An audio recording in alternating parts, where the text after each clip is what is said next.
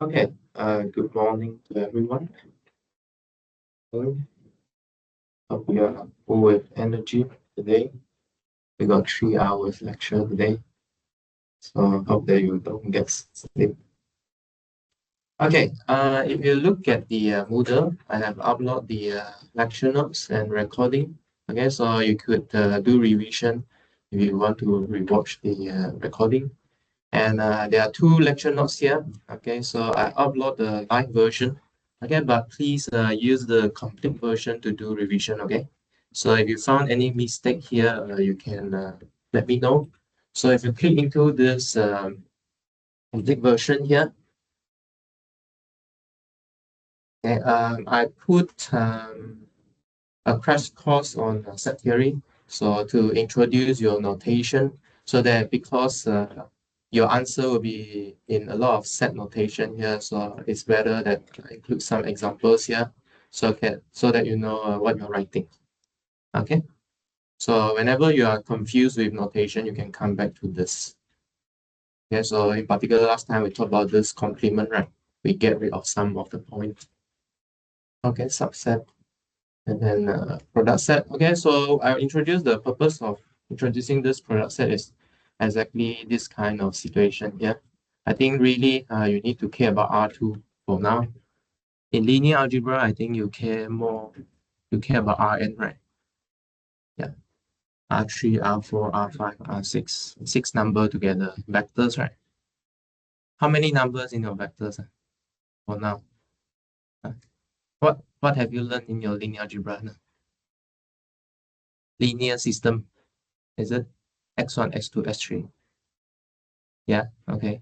So S1, S2, S3 is like R3, then there are 3 numbers you need to put in, right? So you could put in n numbers of the void. Okay, so in this course, we'll mainly focus on real value on one real value function of one real variable, so which is function from R2. Okay, so let's recall what we did on Wednesday. So let's recall the idea of a function. Okay, so to specify a function, right, what do you need to tell me? Can you tell me the domain and the codomain? Good. Okay, So well, you can draw this domain and codomain as a set, right? Okay, so you can draw some space here. So let's say first one is D, second one is C. Then inside this set, there are some elements. Okay, so to satisfy a condition as a function, you need to tell me everything about every element in the domain where they should go. Okay, so I will call the element in the domain like the input. Okay, what kind of input you put in, and then this f should tell you some output. Okay, some output here. Okay, so in this case, your codomain could have more things than your domain. That's fine. Okay, but those that can hit by this function, what do we call? You still remember? Range. Good. You are like the archery, right? So which range you can hit? Okay, archery you can hit. So your codomain is always larger than your range. Yeah, that's all you need to know for now. Okay. So in that case, let's do some warm-up problem here. Okay, so let's look at these two functions. Let's look at A first. So A is fx equal to square root x plus 2. So let's find the domain, okay, of the following function here. Okay, let's find the domain. So, so you should ask yourself, what number could exist inside square root? For example, square root 4, you know it's 2, right? Then put square root negative 1. No. Okay, so square root cannot evaluate negative number. You know why?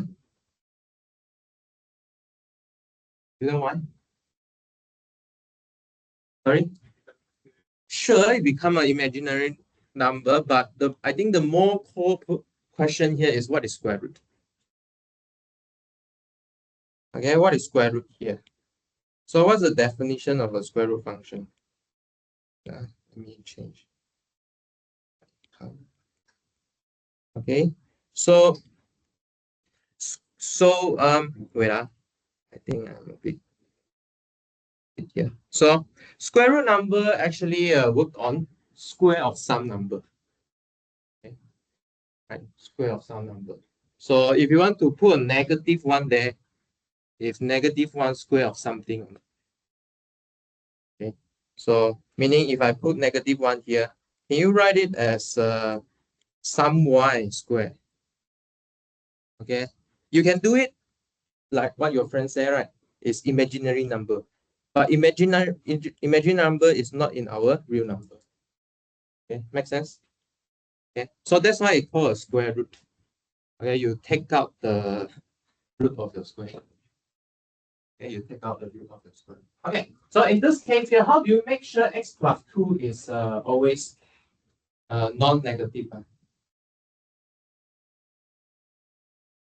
How do you make sure? Yes, sure.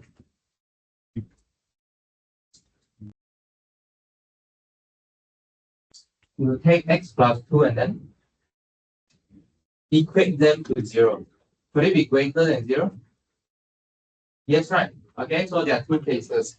So, so consider, so okay, so like this. For square root x plus 2 to be defined, we need x plus 2 greater or equal to 0. Because square root 0 is still 0. 0 square is 0. Okay. So in this case here, this will implies that x has to be greater or equal to minus 2. That's all. Okay, so the domain here is all the way from minus 2 to infinity. Okay, make sense? Okay, hi. Okay, any question? If I'm too fast, please stop me, right? Okay, please stop me if I'm too fast. In particular, we have a goal today. We hope that to finish chapter 1 today, if possible, or at least go as far as possible. Okay, so next question. How about this quotient function here, 1 over x squared minus x. Okay, so there's a more convenient form to look at this. Okay, so last time we say when is a fraction not defined? You still remember? One something over 0. Okay, you don't want your denominator to be 0. Okay, so let's say let's say we want to check when is it 0.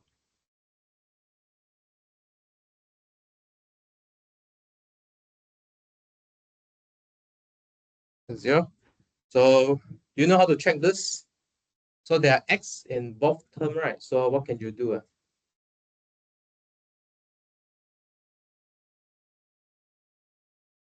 Okay, sure. So we want to find x such that this is true. Okay, so how to find it? So there are two terms. I mean, there are similar term in these two summand, right? So they are x squared and x. Okay. So what is the thing you can do from high school? Huh? You say one of the x is 1, is it? Okay, sure. Because 1 square minus 1 is 0. Any other answer? 0. Okay, how do you make sure these are the only two answers? Factorization. Okay, you should factorize it. So how do you factorize? You can put out the x, right? Okay, x minus 1. Okay, so meaning either the first one is 0, then I don't care about the second one. You will multiply to 0. Or the second one, second factor is 0, and then first one, I don't care. So there are only two possibilities here. So this implies that x is either 0 or 1. Okay. Right. So these are the only two possible number that the denominator become 0. Okay. So gx is defined when x squared minus x is not equal to 0. Hence, the domain of G is, if you like, right, sometimes we will write df like that. Okay, so that we know this d is for the respective function. So the dg is equals to everything which exclude 0 and 1. Okay. So if you put any number into this x squared minus x, right, 1 over that number is defined. 1 over the non-zero number. Okay. For example, you can put 2. So 2, 4, 4 minus 2 is 2. So 1 over 2 defined. Okay. Okay, makes sense? Any questions so far? No? Okay. Good. Let's continue. So there's one very pictorial way to check whether your function, the function is defined is a function. So once you define a function like last Wednesday, right, we can draw out the curve. Okay. After we draw out the curve, so x is the core domain, right? X-axis, the horizontal axis, the vertical axis is the core domain, right? Okay. Then you could draw this vertical line test. Okay. So if you draw this vertical line test at every x, okay, and you only make 1 point, okay, then your function is good. But if you make more than 1 point, then it's not a function anymore. You know why? What is the purpose of drawing this line? Check an input here, how many output you get. So if you meet more than 1, meaning what? Your input got more than 1 output. Is it a function or not? No, right? We are confused. The computer is confused. Okay, I don't know where to go. I cannot go to 2 places at once. I cannot split into half, right? Okay. So this is one test you can test whether your function is really a function. Okay. So next. So next way to define a function is called piecewise function here. So we can join two type of functions together, okay, by splitting out the domain. Okay, so in this case here, a function f is defined by fx is equals to 1 minus x if x is less than or equals to minus 1, x squared if x is greater than minus 1. Okay, so basically, so before drawing the graph, let's see how we split the domain. So we split at -1. So -1 maybe somewhere here. Okay, so the question asks you to evaluate first. Okay, let's evaluate first and then we will sketch them. So f minus 2. So -2 is less than or equal to -1 or greater than -1. Less than or equal to, right? So you should use the first definition. So 1 minus -2, like that. Okay, so you get 1 plus 2 is 3. Okay, how about -1? Should you use the first definition or second definition? First one, okay, good. So 1 minus -1, you get 2. Okay, then the last one is f0, which is 0 squared. Okay, so you see, very apparent. You look at this question, this question somehow like telling you how to understand this function, right? It gives you 3 types of number in different range. Okay, so now we need to draw it. So how do we draw it? So at f minus 1, right, we get the number 2 here. So we have 2 here. Okay, so on the left and right of this number, it is a different function. Okay, so let's look at the left one first. Less than or equal to -1. So do you know how to sketch -1 minus x? Later we will learn how to sketch again, but maybe you can use your high school knowledge. You know how to sketch? Okay, so first, I guess you really need to know about fx equal to x first, okay? Right. So fx equals to x is a linear function, right? So 1 sent to 1, 2 sent to 2, -1 sent to -1, okay? What does minus x do? So if you put a minus there, you put a minus on your codomain, right? Your image or your image, your output, okay? Then the line will reflect or swap, okay? Reflect around the x-axis.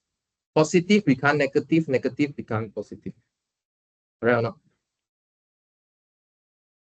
Okay. For example, this point 1, 1 here will get sent to 1 and -1. Okay, so swap. But 1 minus x is what? Your every term plus 1. So every point will shift up by 1. Okay, so later we will teach this again, but I will show it now first. So we shift the whole line by 1.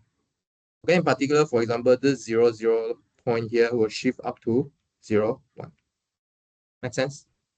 Okay, so actually it's this shape. It's a slanted shape.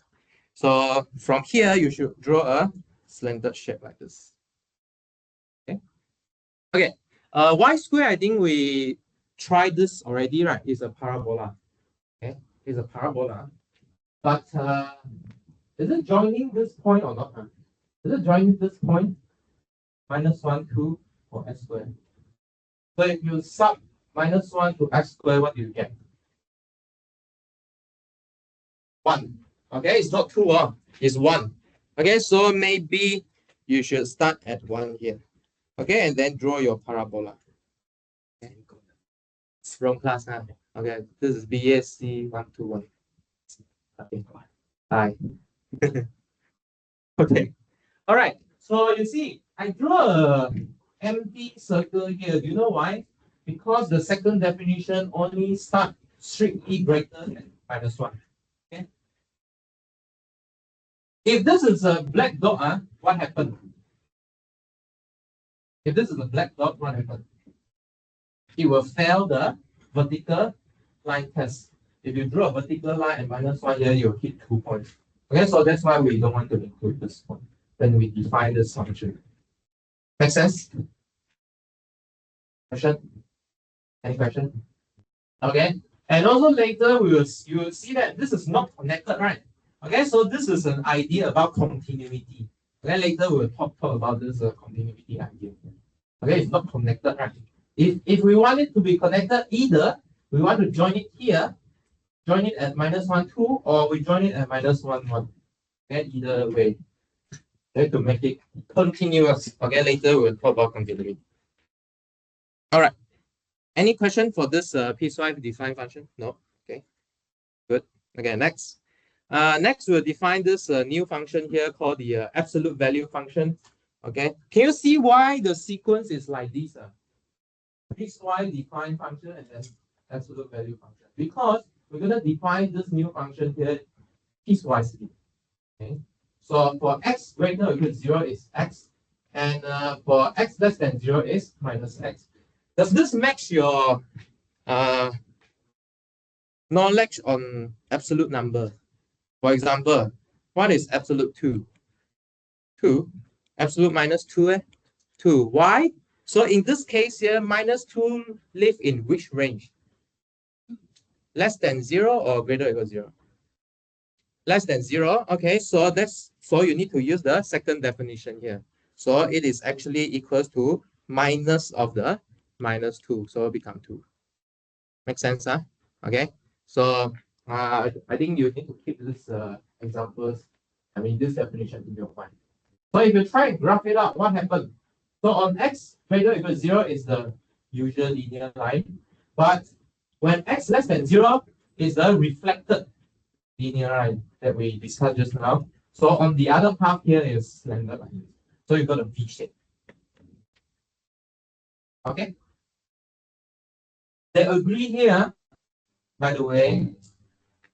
They agree, right? Because if you put 0 in, you get 0. But this minus x here also will reach 0. Okay. Also will reach 0. Any questions so far?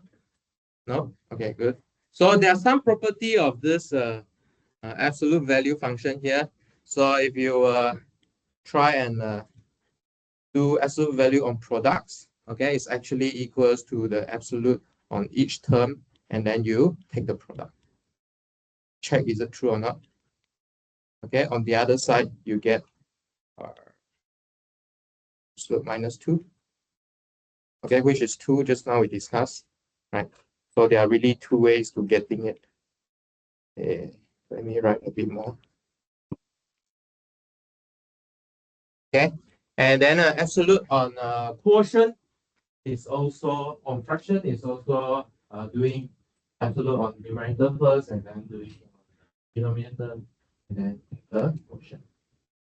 Third is what we call the triangle inequality. Okay, so this is a triangle inequality. You might be surprised that, hey, why is it not equal? Okay, why is it not equal? Sometimes it's not equal. Yeah, sometimes it's not equal. Can you think of a way when is it not equal?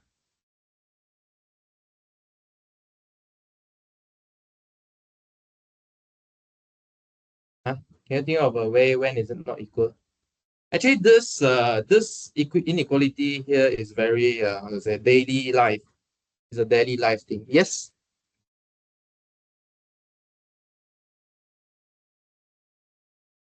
What number you take? 3 and negative 4, like that. You should get yeah, sure. You get negative 1 and then you get 1. Okay, and the other side you get 7. Good. If it is way more. Okay, so it's way more. Okay, so this one is 3 plus 4, which is 7. Correct. True. Yes.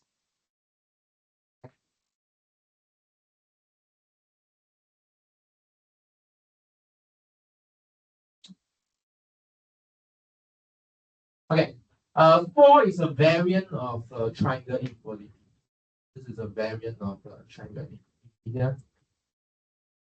Number 5. I think number 5 is the useful one for you. Okay, this is very useful. I think a lot of answer will use this kind of notation. So if you want to say a number is in between a and minus a, for example, I give you an example here. So let's say I want to say that x is in between minus 1 and 1. Okay, one way to write it down is your absolute value of x must be less than 1. Okay, correct or not? You think about it, is it true or not? Because let's say I put minus 0.5. Okay, if you take absolute value, what do you get? 0.5. So 0.5 is left.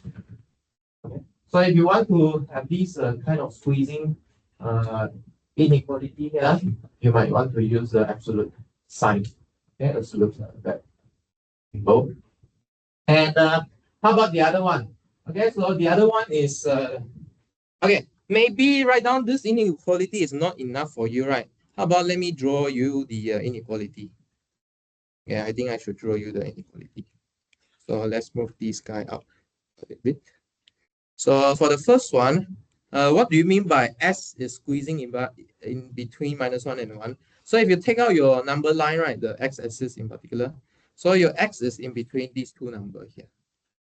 Okay. The other case, the next case we discuss is away from -1 and 1. So for example, this side here and this side here. Okay, your x is lying inside these two regions. Okay, either less than -1 or greater than 1, then we'll say that the absolute value of x is greater than 1. True or not? Okay, true or not? Let's try. So if you pick the point from -1.5, okay, what's the absolute value? 1.5. So 1.5 is greater than 1. If you pick, let's say, 3, okay, absolute value of 3 is 3. So 3 is greater than 1. Okay, so it satisfies this absolute value condition. Okay, so far so good. Okay, let's try. Let's try evaluate some number. So absolute 3, okay, is the one we discussed just now, is 3. Yeah, because 3 is greater than 0. Okay. How about absolute of -3? This -3 is less than 0. So which definition you should use? Use the second one, which is minus of your x. Okay, minus your x. Your x is -3. So you get 3. Okay. How about the next one? You see, next one is equal. If you check on top here, this one is inequality. Inequality, right? Okay. But it wants equal. So I'm not sure how to do without calculator. But do you know what is square root 2? 1.4 something, right? Okay, so 1.4 minus 1, you should get a positive. Okay, so it's just there as a square root 2 minus 1. Okay, so I think I need calculator because there's no inequality, I mean, no formula to help me. 1.4 something, is it? Okay. Huh? Yeah, agree? Is it true? True? Okay. Okay, how about the last one? 3 minus pi. Anyone can memorize pi? 3.1214 something. Okay. So meaning is something greater than 3. So you take 3 minus something greater than 3, you get a negative. Okay. So to get positive number, you should put a minus sign. Okay, which is minus 3. So from here, you should observe that the point we define this absolute value function, right? Where is your range? Where's your range? It's a V shape. So your range always stay in a positive region. Okay, you will always get positive number, no negative number one. Okay, no? Okay, so that's the point we put a negative x there because to compensate the negative value. Okay, any questions so far? Up to here? Okay, no. Okay, cool. Next is symmetry. Okay, so we try to observe some special function, the property they had. So this is called symmetry. So let's see what kind of symmetry is it. So we will define that a function is even if and only if f minus x equals to fx for all x. So what does it mean? You put an x, you put a minus x. So you put a 1, you put a minus 1. You put a 2, you put a minus 2. So it's symmetric across the vertical, the y-axis here. Okay, and the f value must be the same, of course. Okay, so the symmetry here is happening around the vertical axis. Vertical axis in particular is the y-axis.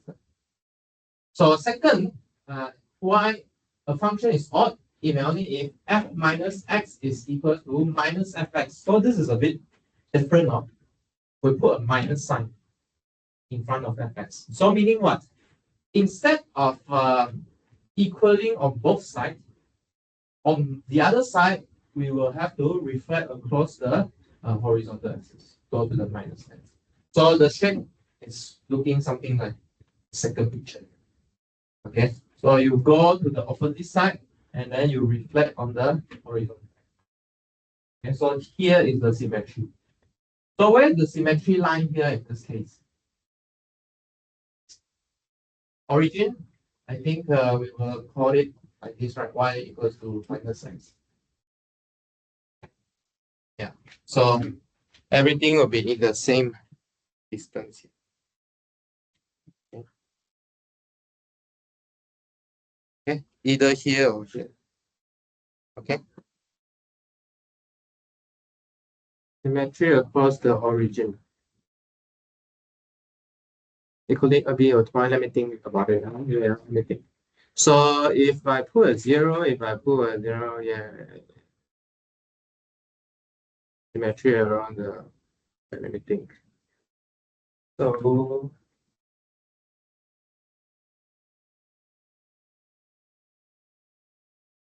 what's the problem here? Oh, yeah, right, sure. Okay, so let's say if I have a point on this line, right, they will also get reflected.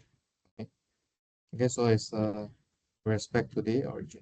Okay, so let's try this. Okay, so there are two things to remember here when we tried it. So, so even we need fx equals to f minus x, and then odd we need fx equals to minus f minus x.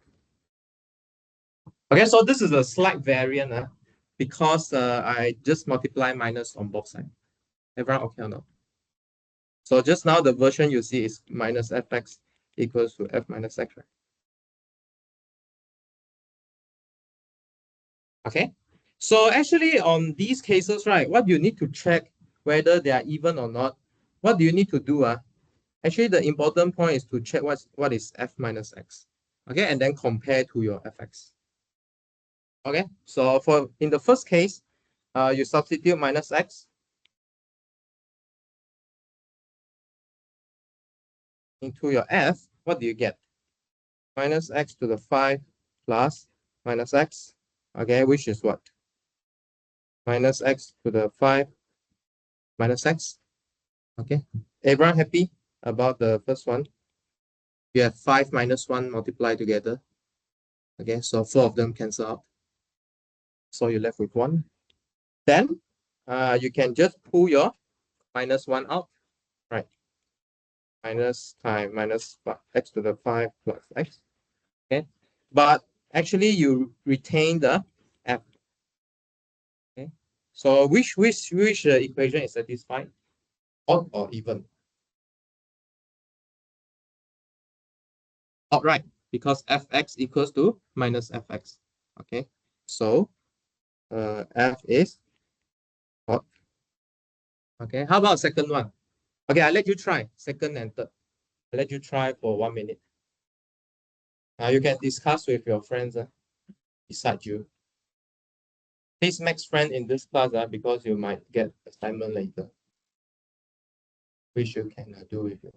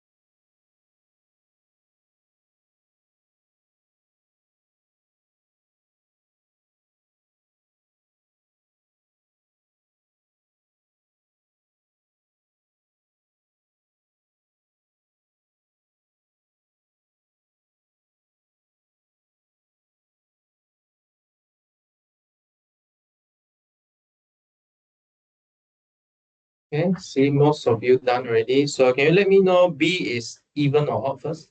Even. Okay. C cannot decide. Okay, so let's try. Let's work out the step. So let's write down here. F is even. The second one is not sure. It's not that not sure. It's not even or not odd. Okay, not both. Okay, so let's do it. So first we'll get 1 minus x to the 4, which we get 1 minus x to the 4, which is just fx. Okay. How about second one? So if we put a minus x inside here, we'll get 2 minus x squared, which we get minus 2x minus x squared. Okay, so you can see that even if I pull out the minus sign, right, it is also not minus of the uh, f. It differ by a sign here. Okay. Happy? Okay. Okay, right. Just now about this with respect to origin, right? The origin is the thing that doesn't fix because let's say if you get a point on, just now I claimed that this is the axis line, right? Y equals to minus x. But if you pick 2 points here, then by symmetry, this point should go to this point as well.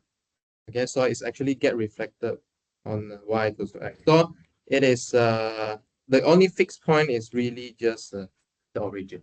Okay, for this one. Okay. So, okay, how about this one? Is this question long or not? Okay, I think it's not long, so let's do it together. So f minus x is what? Minus x to the cube plus 3 times minus x, and then minus x to the 4, 3 minus x to the 2 plus 4. Okay, so if you evaluate everything, what should you get? Minus of x cubed plus 3x over x minus x squared plus 1, which is minus fx. So f is everyone okay with this notation here? I pull out the minus in front of fraction. Okay, so this minus only have effect on the numerator, not denominator. You cannot go down. Okay, always the above, stay above. What's down is always down. Okay, anything above the denominator is for the numerator. Okay? Numerator part cannot go up. Right? So next, continue. Let's talk about an idea of increasing and decreasing here. I think at some point, should we reuse it? Maybe we will not, but we just want to talk about it. So a function is increasing.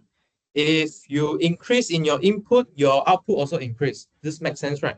So for example, what kind of function you would think that is increasing? In particular, the y equals to x just now. Okay, right. When your x is increasing, right, and then your y is also increasing. Okay. Decreasing it. So if your x is increasing, your value of y should be going down.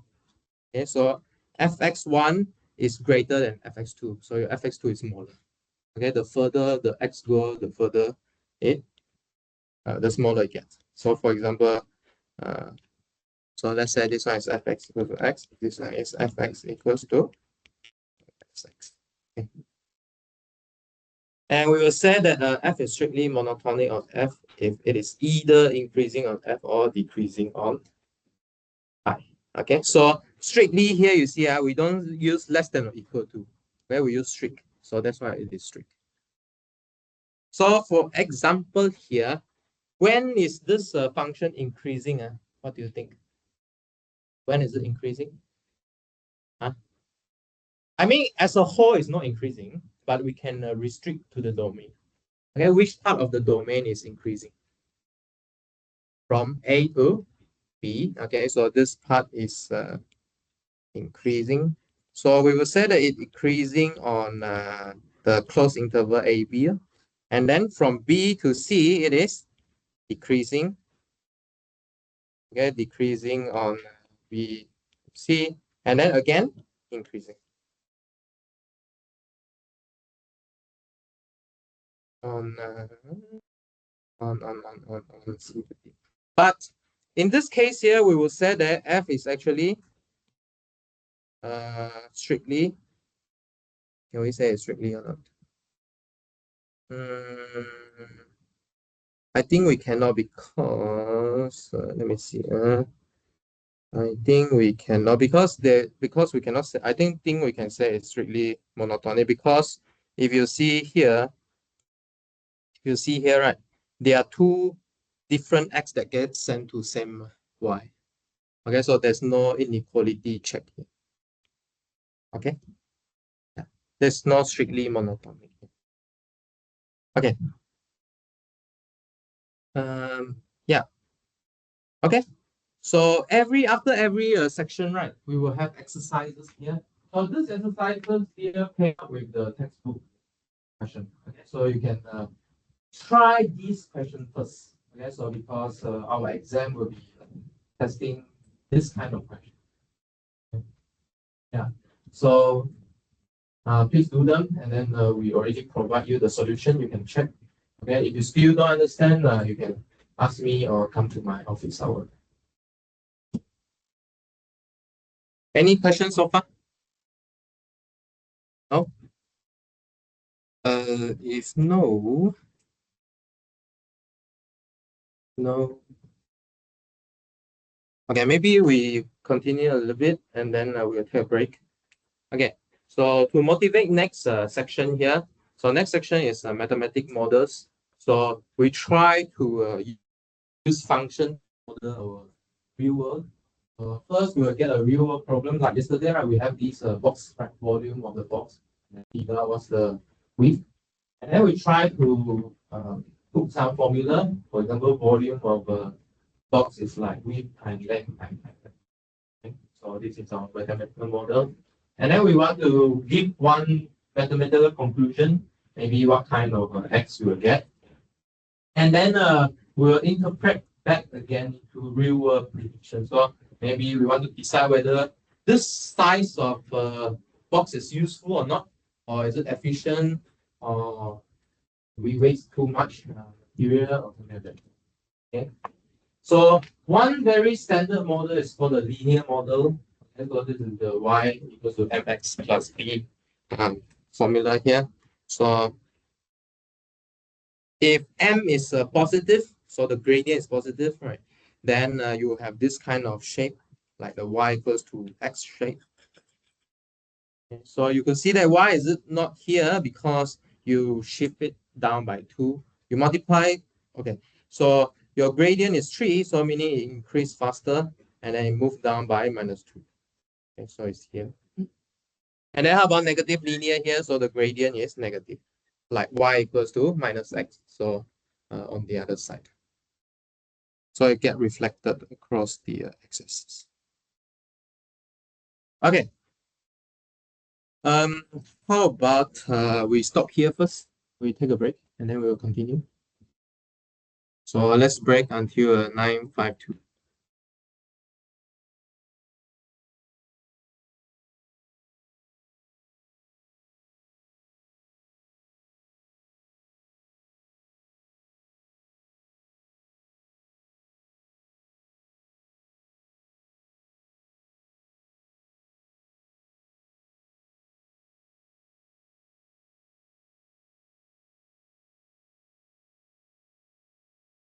I'll go to the dorm to take my notebook for sec purpose. Sure, sure. Okay.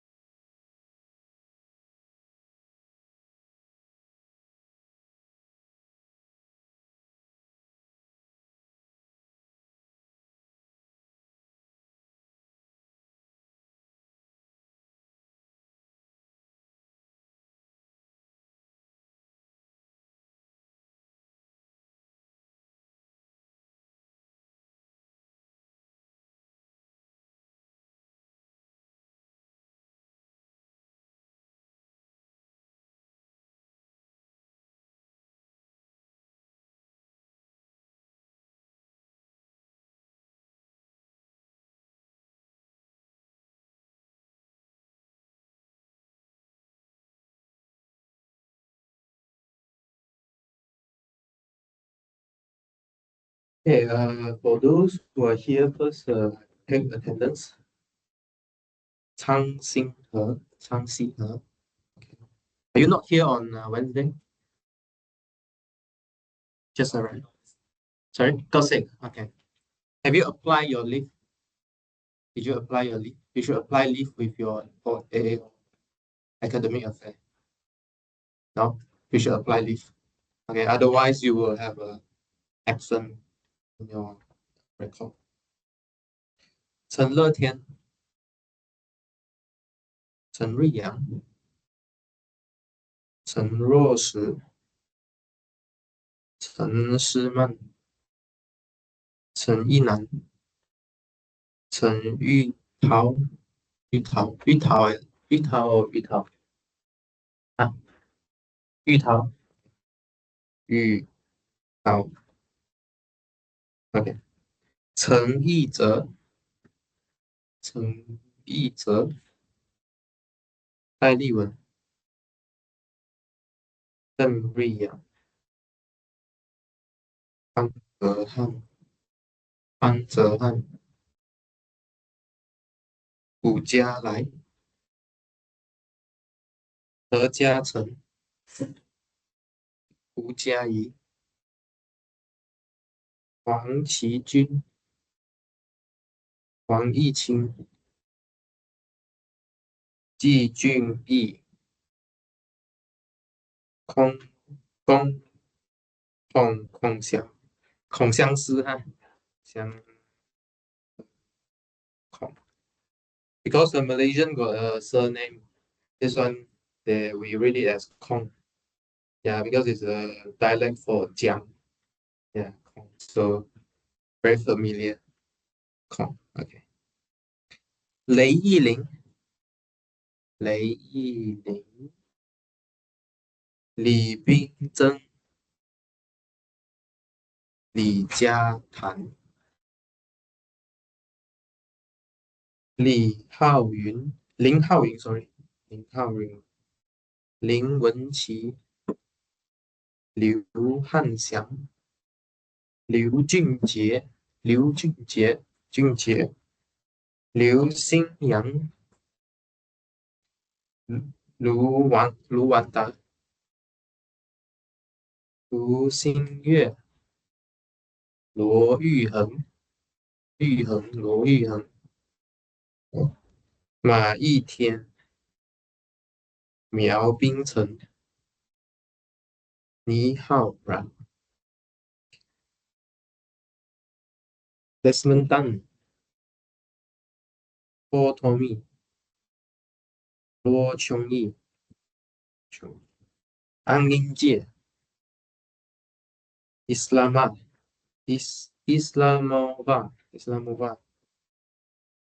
Bob Pagani. Okay. So you just arrived or today you just arrived? Okay. You're from India? Okay. Agawa Jayesh. Absent. Your friend? Going what? Oh, why? Ah, I see. So he's not continuing here? Ah, okay, okay. Good.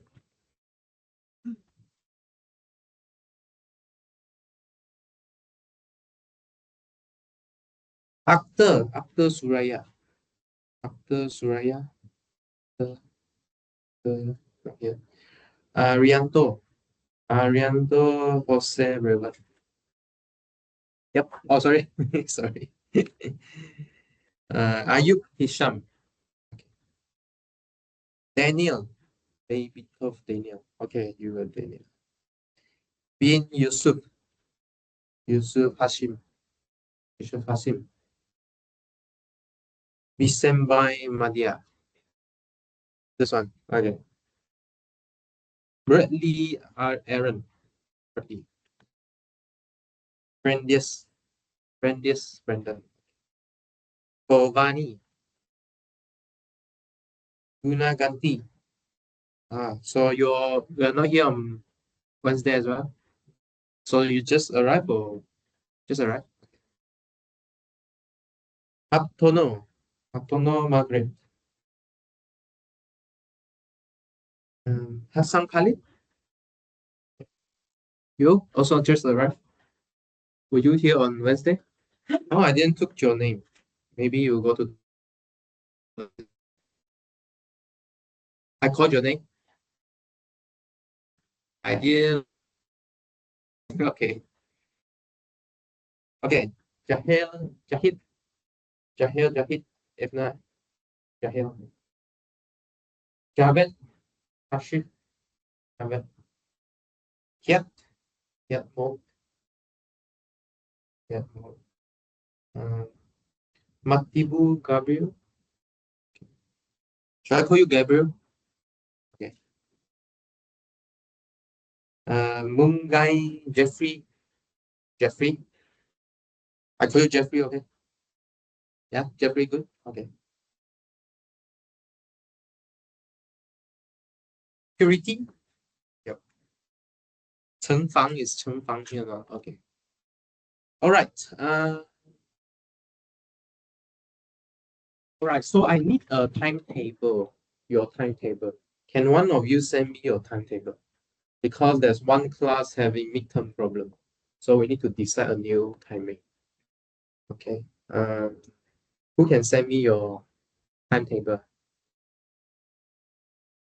Anyone of you? You screenshot your timetable and then send me.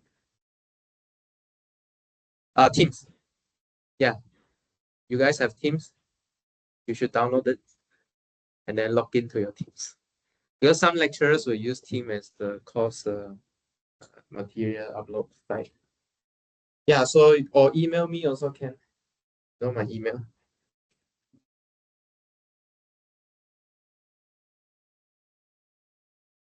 Email me or Teams to me. Uh, if not, I'm gonna ask next hour again. I need one copy. So most of you are in the same class, right?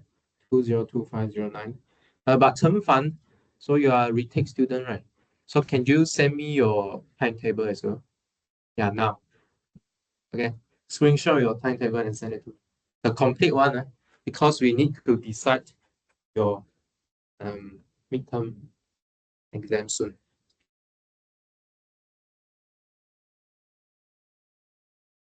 Get Teams or email me.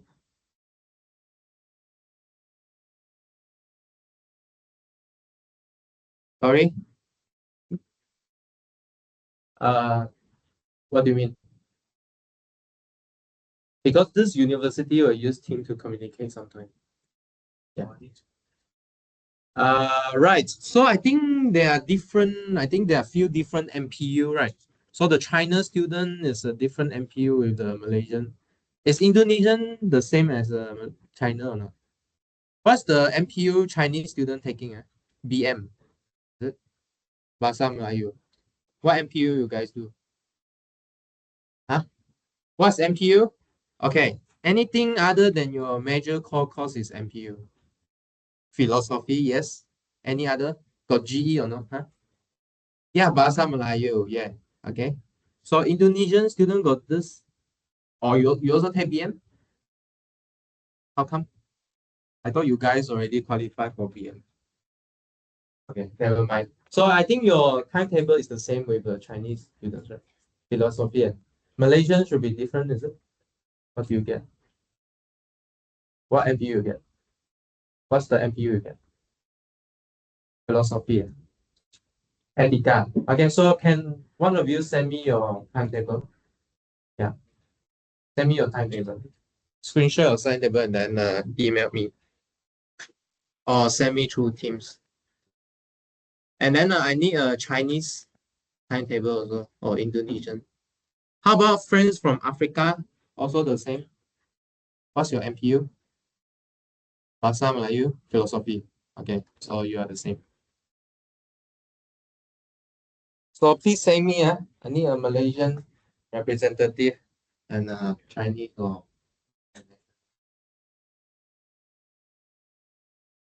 Then you can email this email address.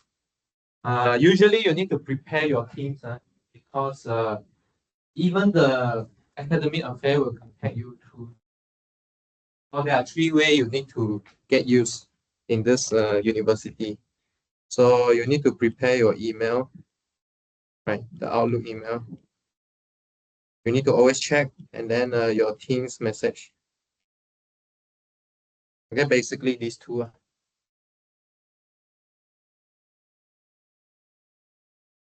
And for study purpose, I think we also use Moodle. Okay, all these three things you need to check time to time. Okay, please send me a copy of your screenshot timetable. If not, I will ask again next hour. Anyone? I haven't took your attendance yet because you went to toilet just now. Okay, what's your name? Hey, what's your ID first? Easier.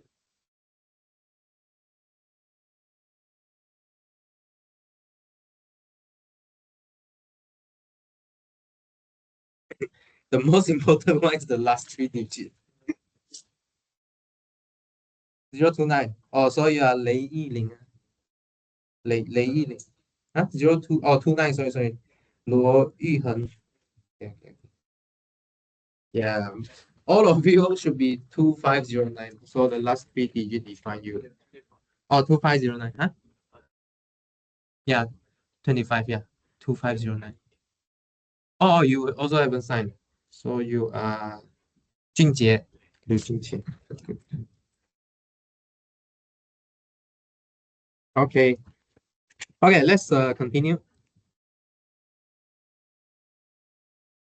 Okay, so we got the real life problem here.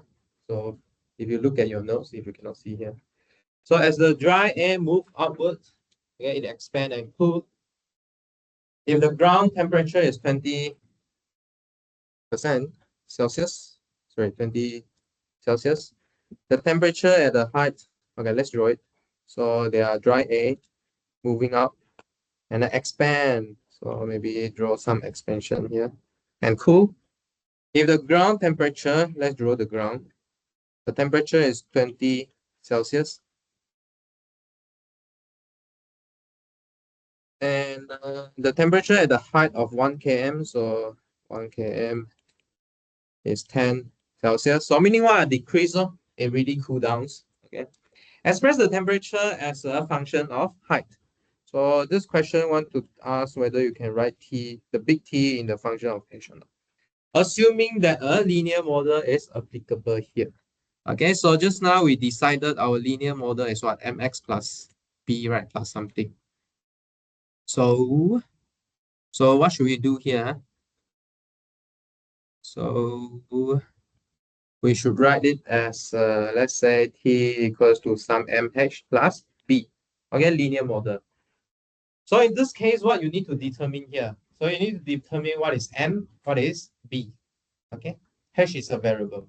So you need to determine what is m, what is b. So m, typically we call it a gradient. Okay, b is the y-intercept. Why is it y-intercept? Because if you substitute x equals 0, what you get is exactly b. Okay, so there are two variables here, right? If you learn in your linear algebra, if you want to find a solution for two variables, how many equations you need? Two. Okay, so how to cook out two variable here? Sorry, two equation. There are two pieces of formula, two pieces of data here, right? One is a ground temperature, one is a temperature at 1 km. Okay, so at the ground temperature means what? What's the height? Ground, 0. Okay, so H1 is 0, and then the height, the temperature is 20 degree.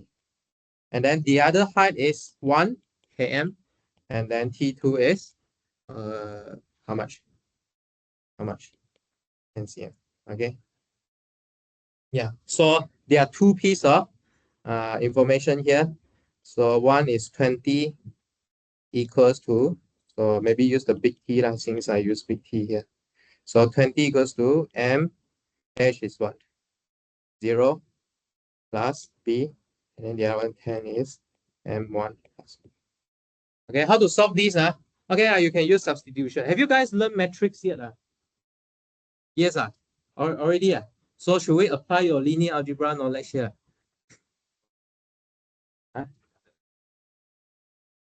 Oh, okay, yeah, sure. Should we apply your linear algebra knowledge here? Huh? How to use linear algebra to figure out M and P? Where's your augmented matrix? Huh? 0, 1, 1, 1, and then slash with 20, 10. Does it work? Try and calculate. See it works or not. Okay. Have you guys learned this? Learned this yet? Row reducing, row echelon form, reduce echelon form. Okay, so reduce it. What you get?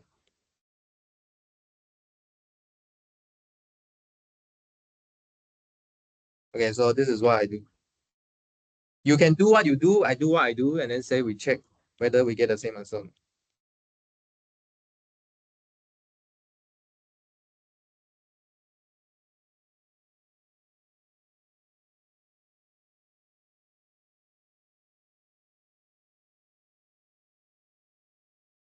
So m is minus 10, p is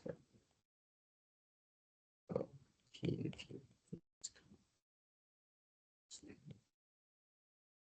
Okay, do you get the same row echelon form? Row echelon form must be the same, but the step could be different. Okay. If you like, you can do the normal substitution. Also can. You know how to do the normal substitution. Okay, so the first one will become what do you become? This one is b equals 20, right? So then you just sub b equals 20 into the second one. Also works. Okay. Any question? No. Okay. Okay, so you don't say that calculus and linear algebra is different. Okay, they are related. Okay, you can use here and there. In particular, when you go to calculus 2, right, in the next semester, it's actually a combination between linear algebra and because you do multi-variable. Then in this class, you only do one variable. Okay. Right. So this is it for this function here. Okay. How about next part? Draw the graph of the function in part A. So you need to draw the graph. So now you got this linear model already. So you should draw it. Hey, sorry, not small t, right? This is h, the height. Okay. So you got your t, you got your height. Okay. So this is a negative linear, right? So it looks something like this, right? Negative linear. Okay. But the gradient is 10. Okay, much greater than 1, so it gets steeper. Later we will learn this graphing again, but you will see. Yeah. And then what's the y-intercept here? 20. Okay, so you should move it higher. Okay, how high you should move it? Actually, this point here is 20. Okay, because you sub h equals 0, you get 20. Okay, after you graph, what do you do? So after you graph, right, you should label your graph. Okay, this is the name of this graph, so make sure you write down your name. Draw the graph in part A, and then what does the slope represent? What do you think? What does the slope represent? What's the slope? Slope is this thing here.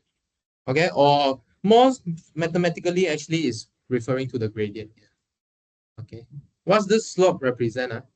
You can see that this graph is actually decreasing or increasing. Decreasing, right? So when h get larger, the value gets smaller. So this gradient here tells you how fast it gets smaller. Okay, how fast it gets smaller because the minus x greater, then you get more steep. Okay, so I will say here that later we will learn again. No worries, when in the derivative chapter. So this slope will represent the rate of change of temperature. Okay, with respect to height. Okay, so when you change in height, you know that how you change in temperature. Okay, the rate.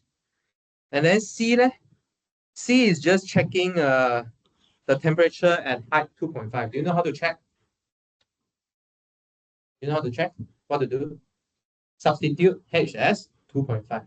Okay. But you need to be careful. Sometimes the question is tricky. Because this unit is the same, you can substitute the exact same amount. But let's say I'm tricky a bit. So I change this to 1 meter. But I ask you 2.5 km. What is the number you should substitute? Huh? You need to substitute 2,500 meter. And this is a big deal, you know.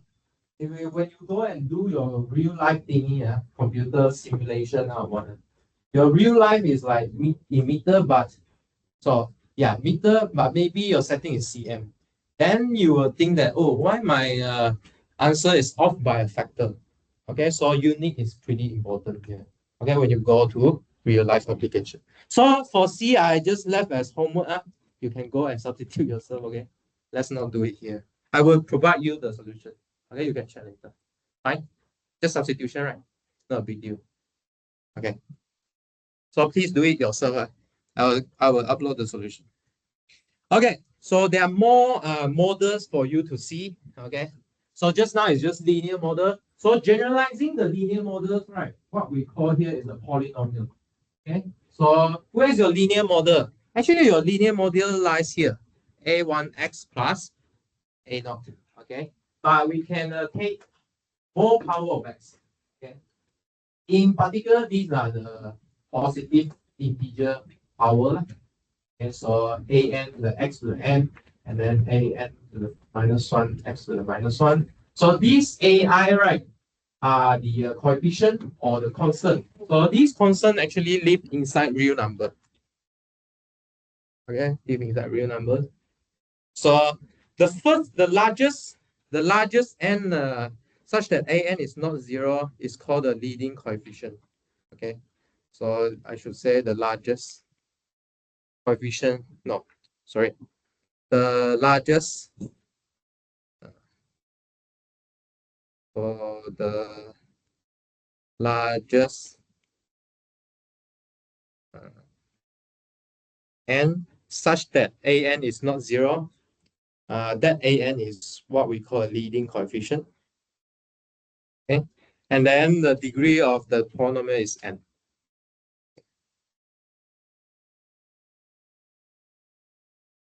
So should I give you an examples? Maybe I give you a few examples. So let's say p1x equals to 2x, and then p2x equals to 3x squared plus, let's say, 1. Okay. So what's the leading coefficient of p1? So there's only one of them, right? It's 2. Okay, so the leading coefficient here. So let me.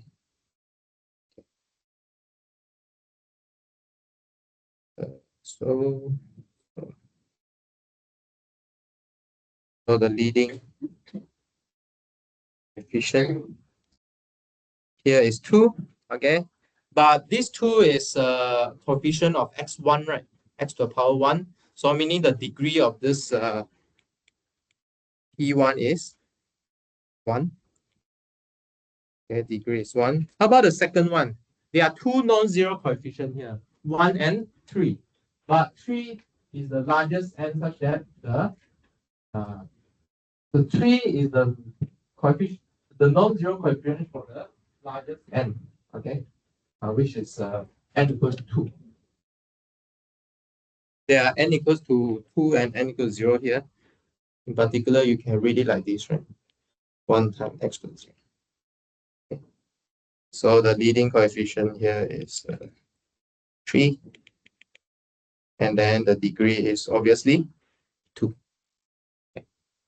Because it's the coefficient for x to the 2. Okay. So if n equals to 1, we call it a linear function, which we get for linear model. And then n equals to 2 is quadratic. N equals to 3 is cubic. Okay. And so on. Okay. Right. So what kind of function polynomial you will get here? So if it is a quadratic function, then you will see this parabola. And then you'll see that one is upward, one is downward. And then you look at different power, different degree, different degree, degree 3, degree 4, degree 5. What did you notice across this pattern here? Did you notice some pattern? Yeah, the ups and downs, right? The humps. Okay, the humps. So how many humps you get for A and B? It's 1. Then you go down and then up. then your degree is 2. But when your degree is 3, then how many comes? Up, down, so 2. Okay, and then degree 4, then got 1, 2, 3. Then 5, then 1, 2, 3, 4. So it's like n minus 1.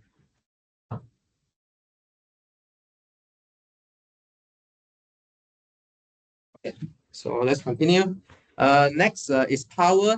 So this is fx equals to x to the sum power here. Okay. So when alpha is 1 is the linear function, right?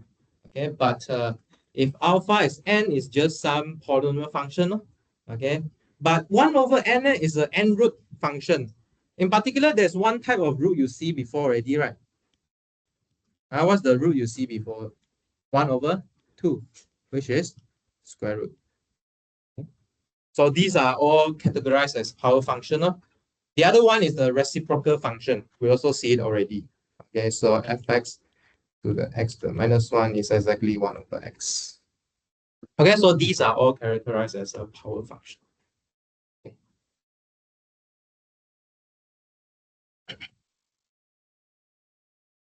okay, so you might think that, hey, this is a s cube, right? There's no harm here. So this harm is like already flattened. Okay, it's kind of flattened already. Actually, this part and this kind of flattened. Yeah. So if you have more term, right? What we call here is a perturbation.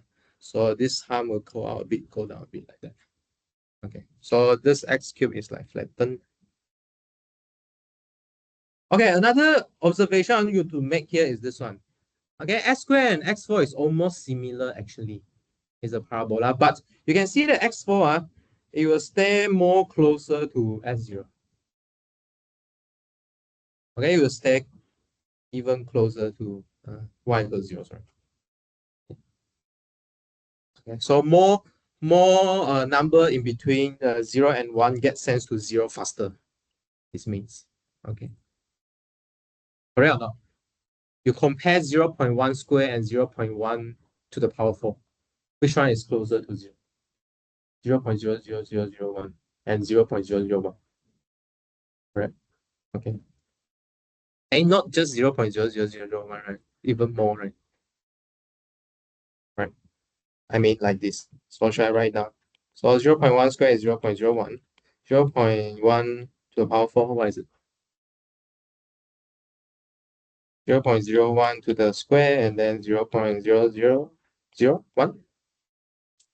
Okay, so closer to 0. Okay. And then, okay, this square root function, you need to memorize this basic shape here. Can you recognize that, you see, just now as what your friends suggest, right? This square root function only defined for the positive or non-negative because you also define for 0. Okay, and then it's slowly going up.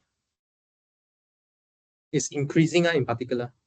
Correct or not? Square root, you should increase. And then 1 over x is these two pieces of broken. I think this is what we call a hyperbola.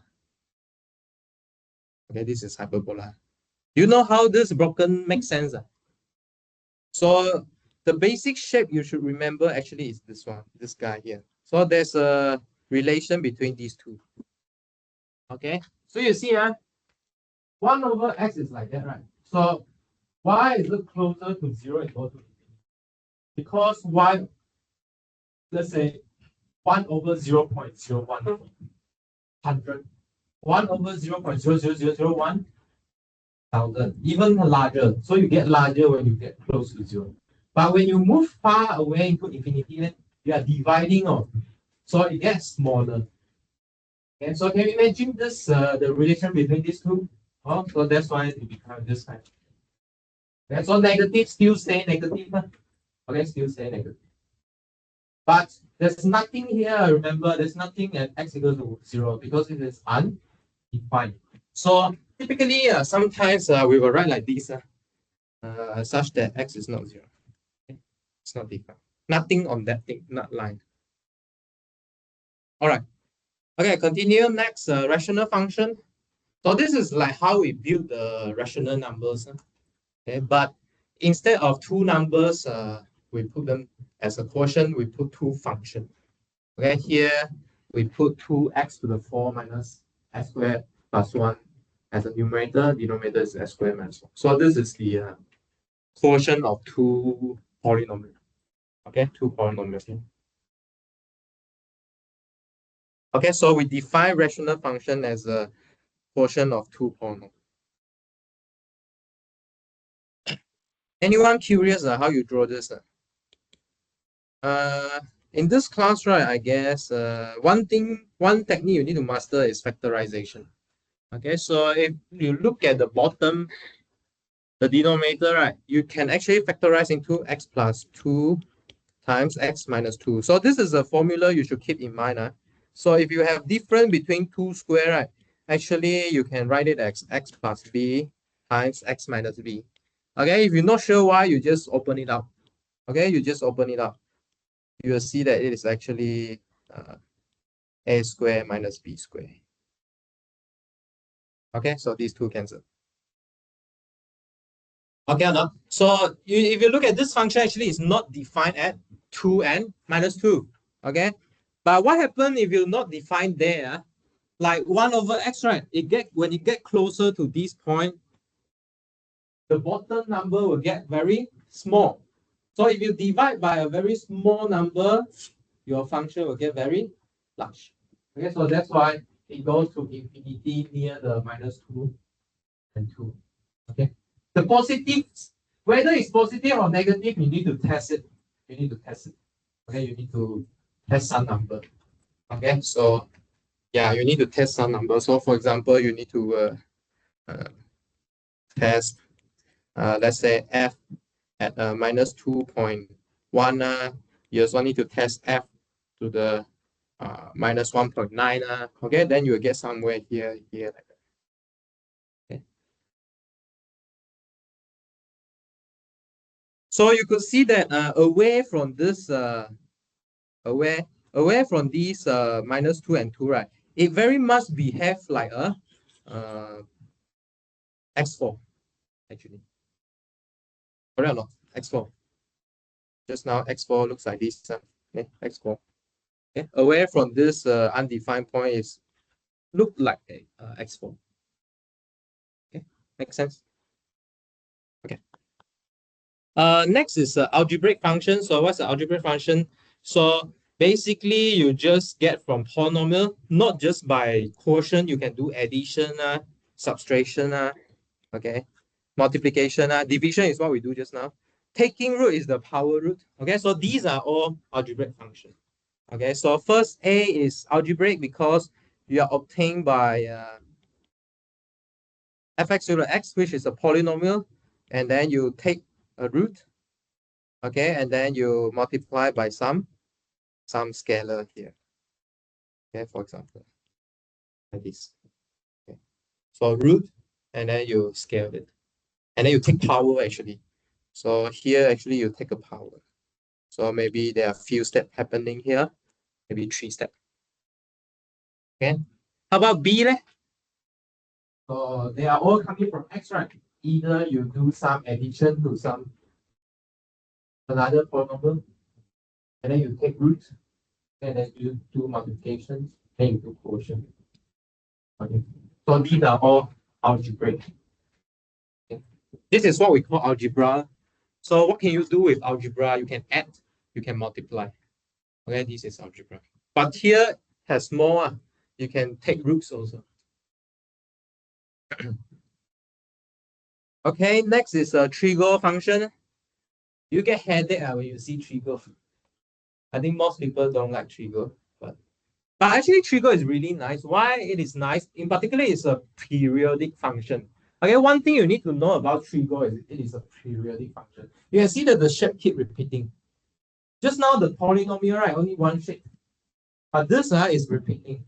It's like wave. This is specially designed to model waves actually.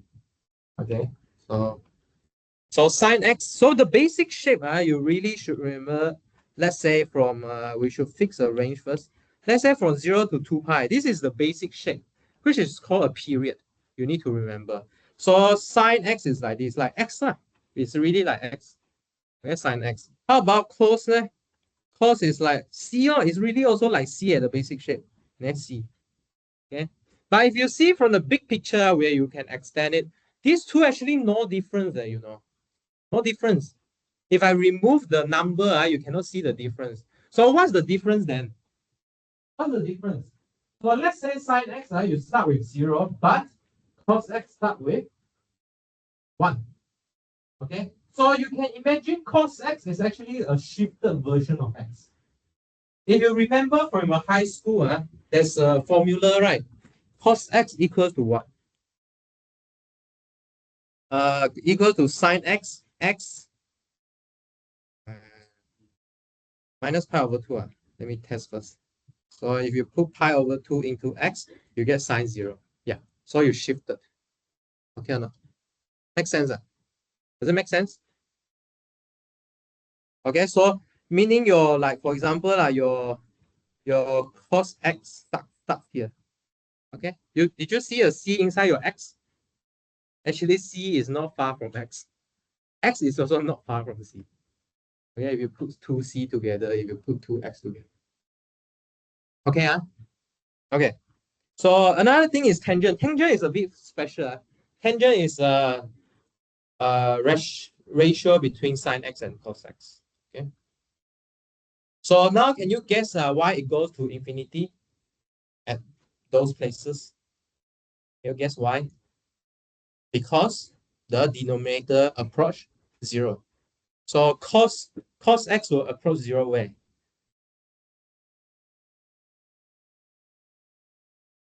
Cos x will approach 0 where? Pi over 2, 3 pi over 2, 5 pi over 2.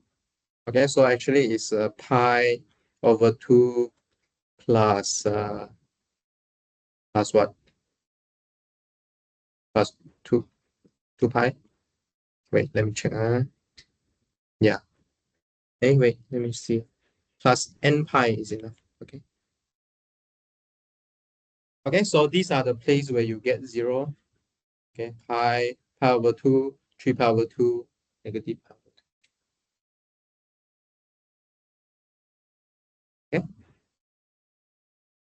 There are other variants. So if you 1 over this number, for example, 1 over tangent, it will become cotangent. This is 1 over tangent. Okay, so this is actually cotangent. And then you have secant. Okay, if you take reciprocal of cos, and then this is cosine, I think.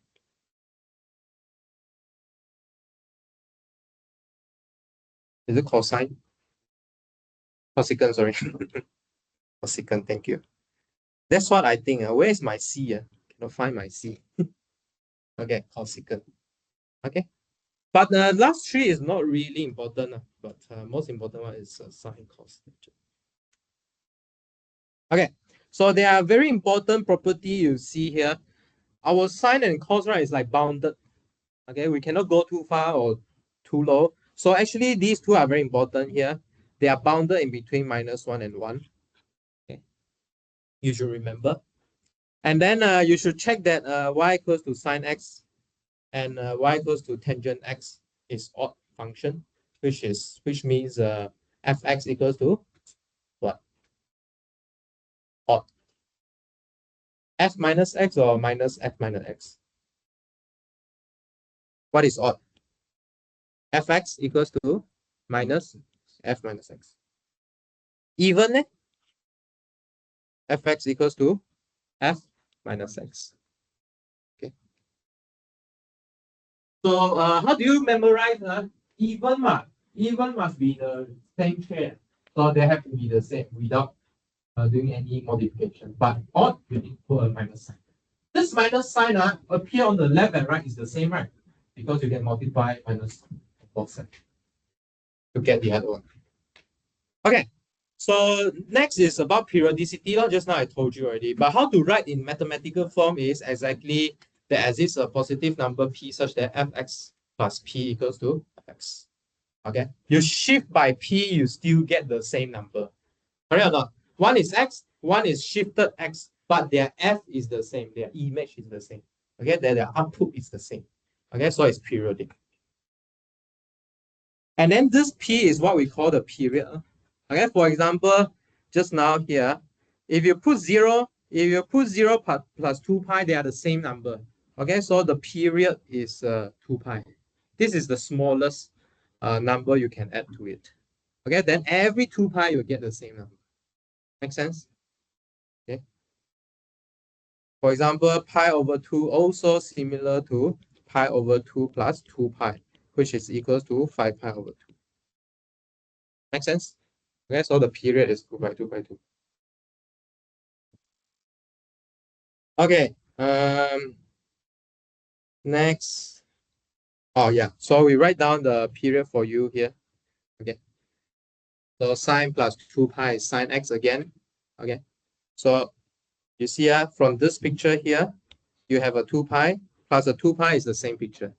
Okay, cos is the same, but for tangent, the period is shorter. It's just pi. So let's check. So let's say I have this picture here, I plus a pi. So minus pi over 2 plus a pi is what? Pi over 2. So pi over 2 here should start again. No, same. Okay. So within this period is different, but after this period should be the same. Makes sense. That's why we call it period. Okay. Some maybe right triangle is worth to remember here because this is useful for deriving. But if you're not deriving, but at least you need to know. So what is pi over 3? Over 3 is what? 120. That big, man? Doesn't seem like it. So 180 over 3, right? So it's just 60. Okay, good. So here, divide by 2, divide by 6 is 30. Okay, 30 degree. And then pi over 4, huh? 45, good. And then, sorry, why percentage coming up? Okay, so, yeah. So the point here is, why we get this? For example, let's discuss the second one first. So both of these are right angle triangle. Why we draw this is because this what do we call this triangle again? Equilateral. No, wait. So two sides the same is what kind of triangle? Isosceles.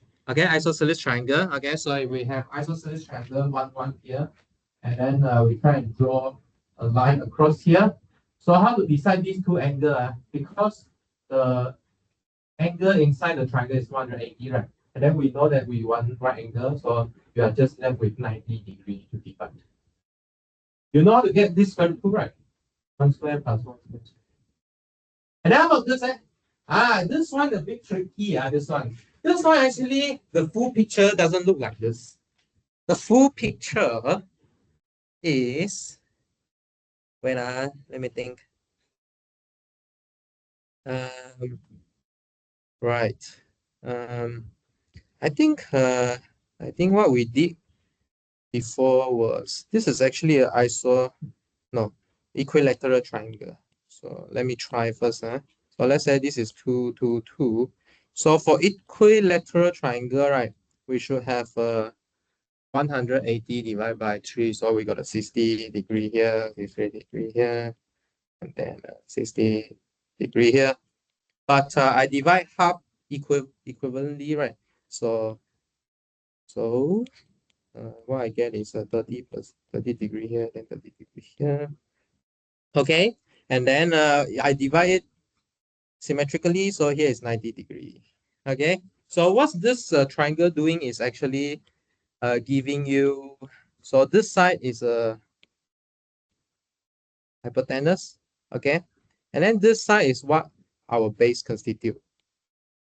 Okay, and then this is actually the height of the triangle.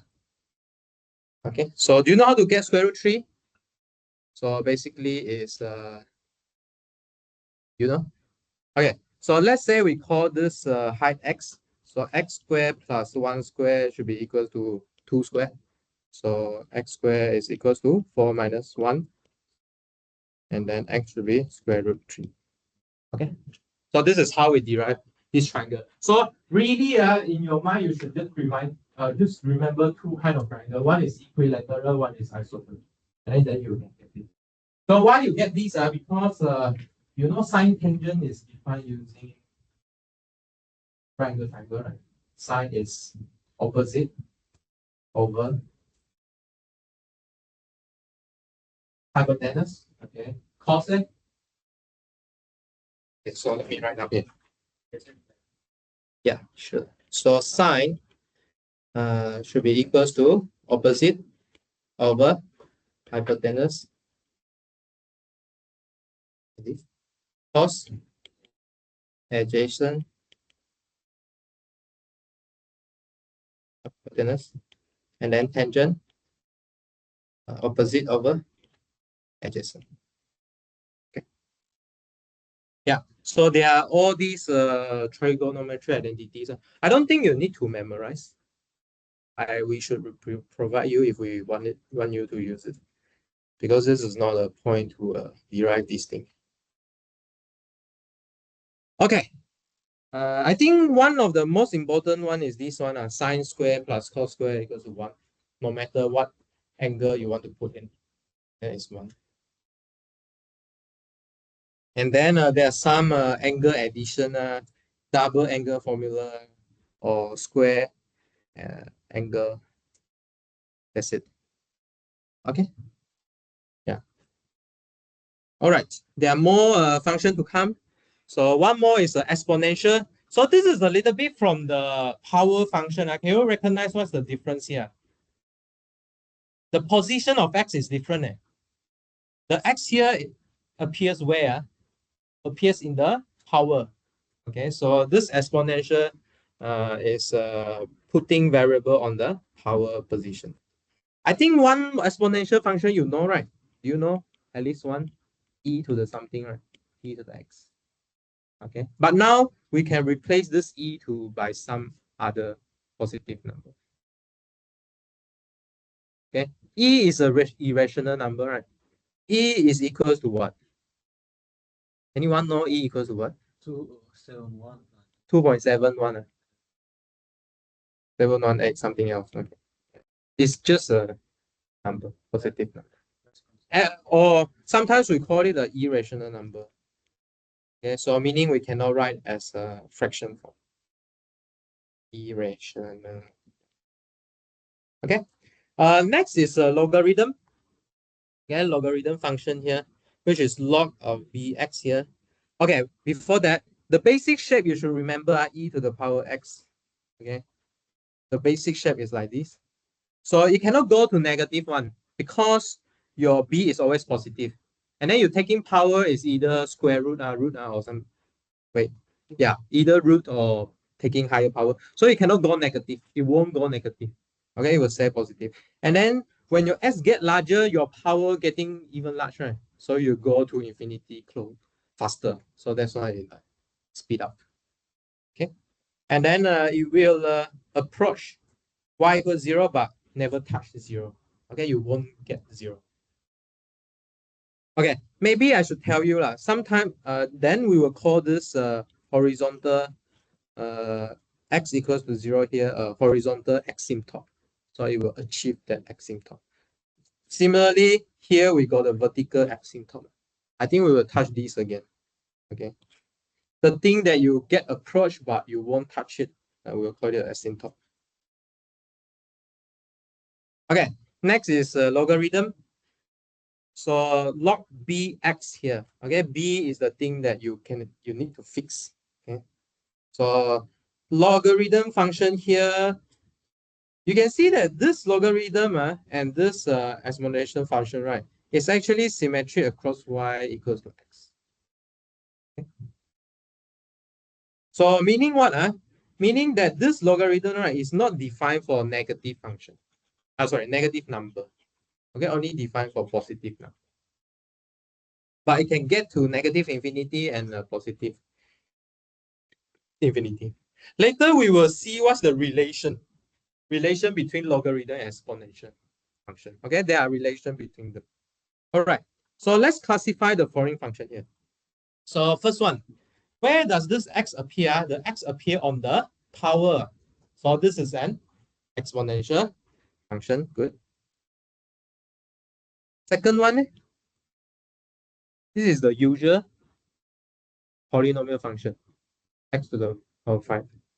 Okay, degree, what's the degree in particular? The degree of this function is 5, right? The highest and the largest n. Polynomial function with degree 5.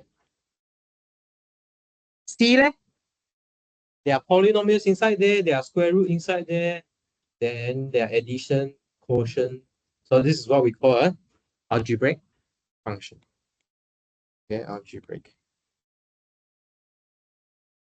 D, 1 minus x plus 5 to the x power 4. All of these are polynomial. What's the degree? 4, okay, because it's the highest n such that the leading term is non-zero. What's the leading term then? Good. So leading term refer to the coefficient, okay, of the highest power n. So leading coefficient is. Okay, so yes. Can third one C also be a rational or not? C can be a rational or not. So let's check. So when you ask this question, you should check back the definition. So rational function is what? It's a function that can be written as a quotient of two polynomials. So you should ask yourself, the denominator is polynomial or not? The numerator is polynomial or not? So look at it. So the numerator is 1 plus x is a very good polynomial. How about 1 minus x squared? It's not a polynomial. Okay, so we won't call it a rational function. But it will definitely be an algebraic function. Because you are allowed to take roots, right? In an algebraic function. Okay? Any other question? Any other question? Now we're gonna sketch now. Okay, so we'll build a new function for all the basic function we have. Okay, so we have roughly talked about this already, but we'll make it more general. So let's fix C as a some positive number. So if you put the C with fx, your image, meaning you add C to all of your value. So you will shift your graph upward by C. If you put minus C, because C is positive, you take away some positive value, so you move down. Okay. But what happens if you put C inside your X? What does it mean? Just now I somewhat show you using the trigger already, right? So meaning if I want to evaluate X at 0, but then your new function will evaluate at minus C. So you go backward. Okay, so your function will shift to the right. Then shift to the right by C. And then X plus C, you supposedly to evaluate at x equals 0, but after you pass C, you evaluate at C. So your function will shift to the left by C. Okay, so this is what you get. Okay, so these are the effects when you put a plus C at the variable or at the output. Make sense? So general advice for you. If you don't understand what this C is, this F is, try with some examples, right? You just try with one example. You should, for example, let's say set fx equals to x squared. So go and study what is f minus 2, right? For example, what is x plus 2? Okay, and then maybe fx plus 2, and then fx minus 2. Try them. Okay, like what we did in the first class. Plot. Try fill numbers, negative 2, negative 1, 0, 1, 2. Try them. And then you can see that the graph shift like this. Okay, up, down, left, right. Okay, any question? No? Okay. There are more variation here. So we could do stretching or reflecting. Okay. We also somewhat see already. So if you multiply every f by c, then you scale by c. Okay. So you can see that in this picture here, where is my original one? Okay, my original y equals to fx is here. So if you scale by c, maybe it get larger. Okay, maybe it gets stretched. And then if you divide it by c, okay, because c is positive, you will become smaller a bit. Okay, so can you see the shape or not? One arm seemingly become bigger, one arm become smaller. How about scaling inside Cx? Okay, so if you scale inside the variable, you will shrink the graph horizontally by a factor of c. So let's see where is it.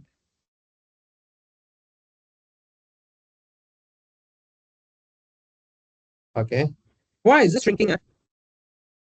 Why is it shrinking? Any idea? Can you compare what is F1 and FC1? Can you compare?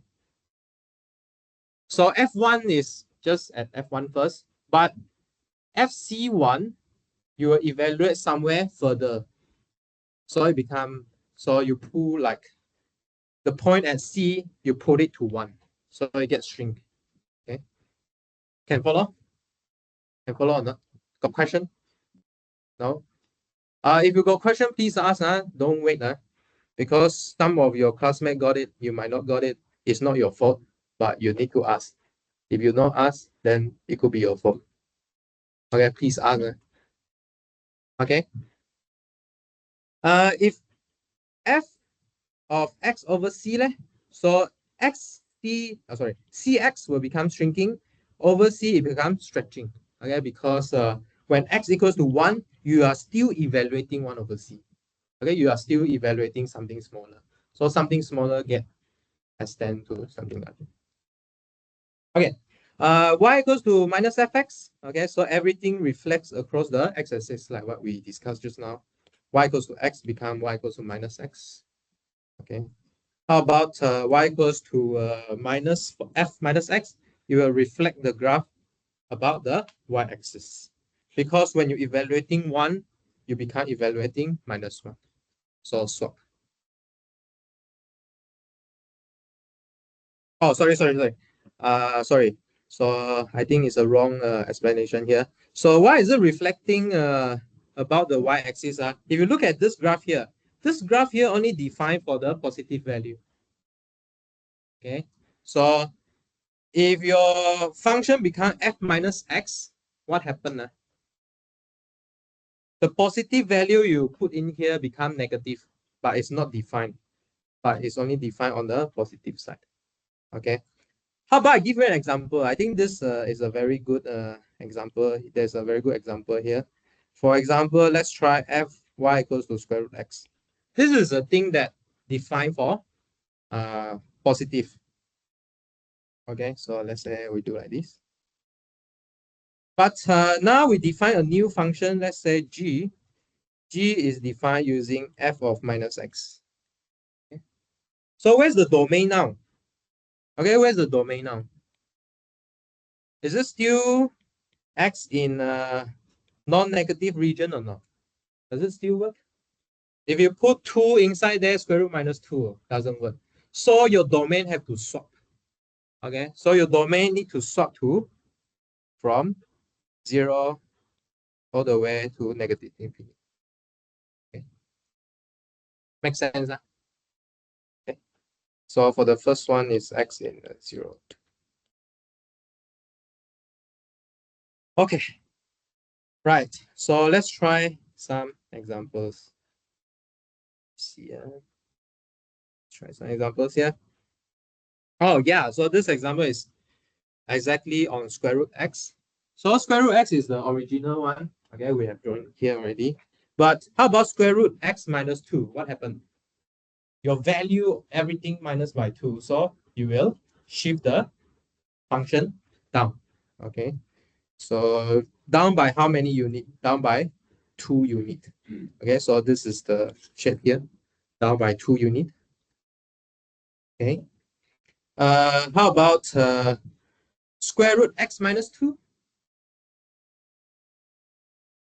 To the right, okay? Because if you sub y equals x equals 0, actually you are evaluating square root minus 2.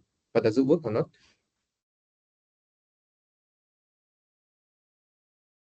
Okay, to the right. So why is it to the right? Because if you sub, let's say, okay, let's say y at 0, what happened? Square root minus 2, not defined. Okay, so when is it defined? Actually at x equals to 2, starting at x equals to 2. Okay, so this is moving to the right. Yeah, exactly. Okay, there's nothing here anymore. Okay. How about the other one? Y equals to minus square root x. So all the y value become negative, positive become negative, negative becomes positive. Okay, so here you only got positive, so everything becomes negative. Move down. The shape is still the same, we still keep the shape. Y equals to 2 times square root x. So everything scaled up by 2. Okay, become a bit stretched out. Okay, but still increasing. Okay, still increasing. Square root minus x. I think we discussed this just now. Okay, it's no longer defined for positive value, but instead it will define for the negative value. Okay. Any question on these 5 pieces of graph? Any question? Okay. No, okay. Fine. Okay. How about the back? Any question for this 5? Okay. Okay. All right. Okay. How about sketch this? This is a big task. So how to sketch this? Anyone have any idea? I think just now we discussed that how many hum should this get? Yeah, 1 hum, right? Degree minus 1. Okay, but how should we graph this? Is it possible to do some factorization here? I think this factorization is what we call the completing the square. You guys learn completing the square? So there's no square you find here, but you can make some square out of it. Okay, so let's try. So this is one of the technique you should at least know, remember from high school. So you cannot factorize, right? Because if you want to factorize this, you need a 5, you need a something 2, right? But how to make 6 as a sum is hard. Okay, so instead, we will just make it into like this, x plus 3 to the square minus 9. Okay, so why we do this? So if you expand this out, right? If you expand this part out, what do you get? X squared plus 6x plus 9. But there's no 9 here, so you need to cancel it out. Okay, so this is what we call completing the square. Okay, so all together here, we will get x plus 3 square plus 1. Now this is good. Why is this good? This is the basic shape that we should all know. Okay. So what? So how should we draw this? How should we graph this curve?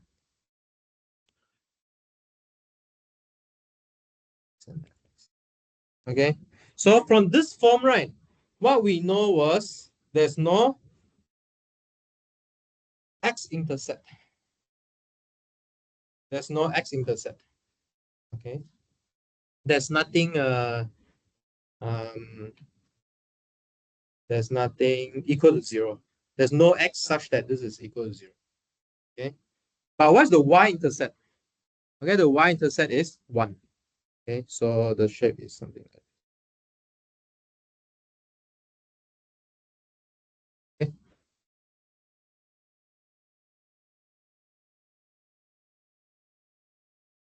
Everyone okay with this? Okay. So the point of this question is you need to know. So the technical point, technical point here you should recall is completing the square.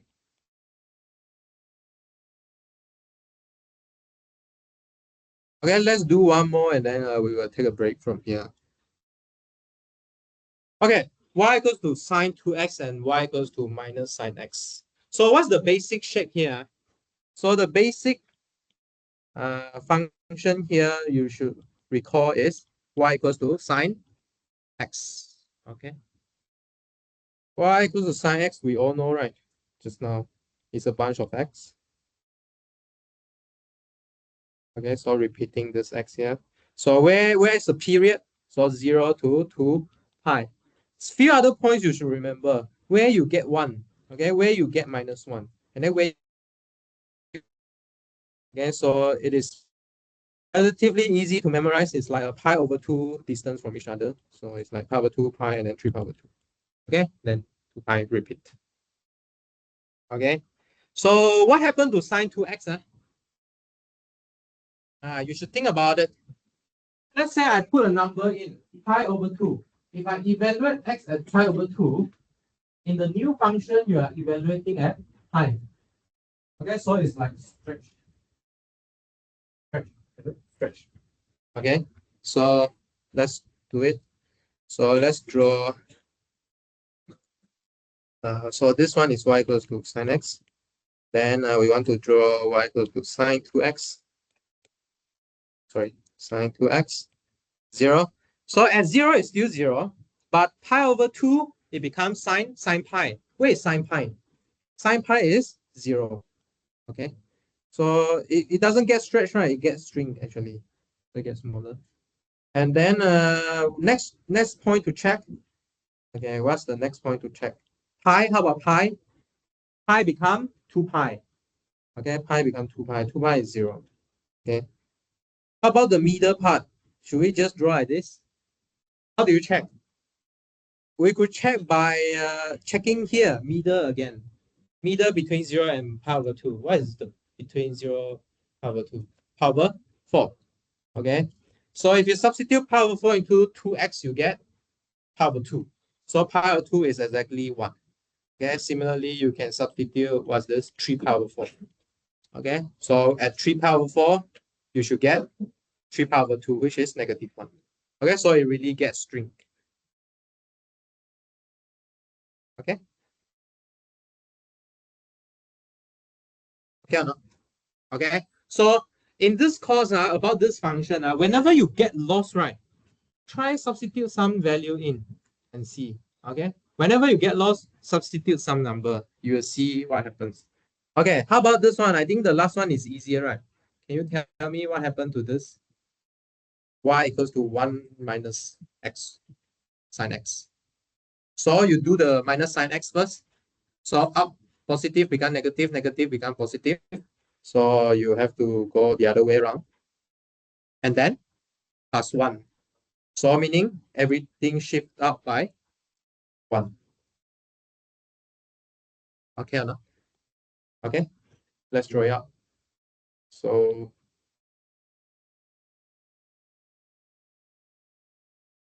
you positive become negative, negative become positive. Okay. And then everything will shift up by. So where you intersect, the new intersection here is, so here is y equals to 1 minus. Okay. Question? No question? Any question? No?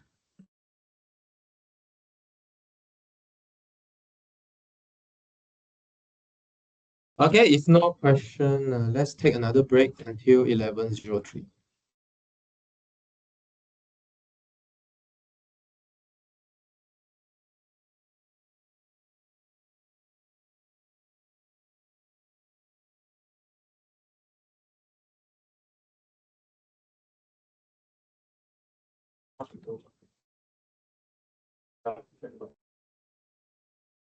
Where's my chat?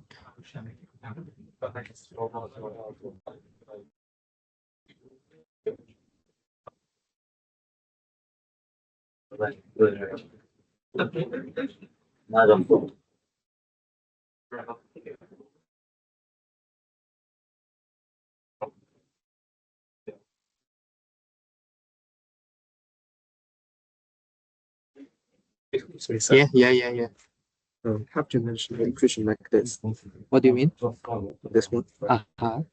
Think yes, he made a mistake. Oh, I made a mistake. Written like this. Wait, let me see. Wait, let me see. It could be the case that both will work. I think no. Let me see first. One equals to minus cosine x. Oh, is it? Yes, it is. Wait, let me think. So, oh, you use the, wait, let me check first. Cos x, and then if I put pi in, I will get 1/2. Oh, yeah, right, cool. Yeah, cool. Yeah, right. Quite right. Because if I put pi inside here, and then here is get pi/2, but pi/2 is positive, but pi is negative. Yeah, I think you're right. Okay, thank you. I will announce later. Let me see. Let me see again. Let me check. Yeah, you're right. Yeah, so this one should be changed to sine. Yeah, thank you. Cool.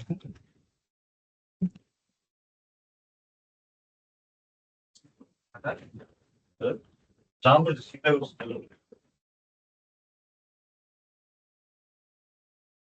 Yeah. Then this equation, minus c is equal to 0, right? Not left. Because let's say we start at 0, x equals 0, then you compare f0 and f minus c. So instead of evaluate at 0, you evaluate at minus c. Not left. Oh, right. Let me think. Okay, we should try some number. Yeah. Something wrong with the explanation. Could be something wrong with the explanation. So okay. So okay, I think something wrong in the explanation, but let's write.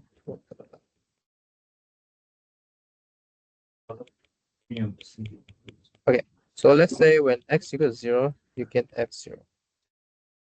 Okay, but f equals 0, you get f minus c. But at x equals to c, you only get f0. Okay, what I meant? Yeah. So because c is a positive, right? So 0 is here, c is here. Okay, so initially you get f0 here, but now you get f0 here. So you start here. So it's to the right. Yeah. Yeah. Sorry, I guess. Yeah, right. So when x equals 0, you get f0, right? Yeah. Okay, for fx. But now you shift it by minus c in x. So only at x equals to c, you get f0. So instead of starting here, you're starting here. Instead of starting at x0, you start at x equals c. Yeah. You have a question?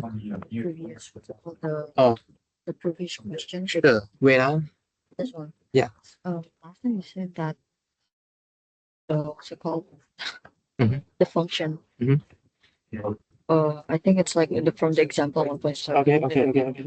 You said that x it could be equal to 1 or is 0. And I'm also confused because like if we put in this value as an input, then it won't be defined for the y.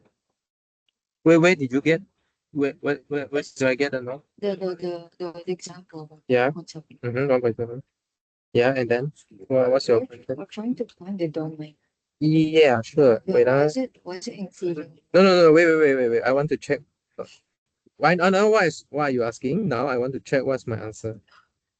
I want to check. Maybe because from your question, right? I think you are interpreting my answer wrong, or I write something wrong. Because you know very well it's not undefined, right? So it just could be just some expression problem. So let's check. What did I wrote? I did not write. Yeah. So what's my answer? Did you check? I thought that the x becomes No. What's my answer? What's my answer? Check my answer first. No, don't look at that. I'm doing something else. Look at here. I want to check something else.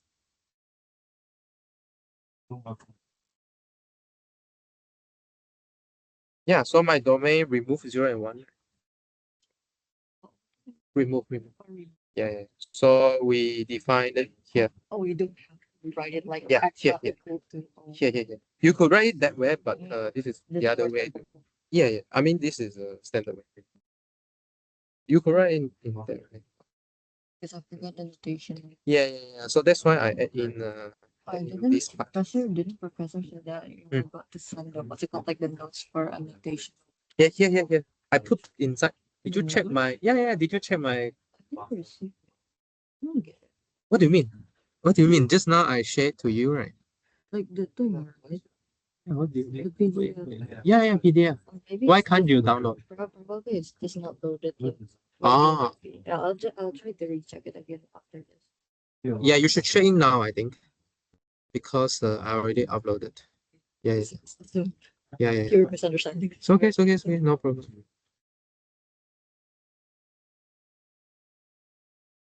Okay, I got the Daniel's timetable, and then I got the Chen Fan timetable.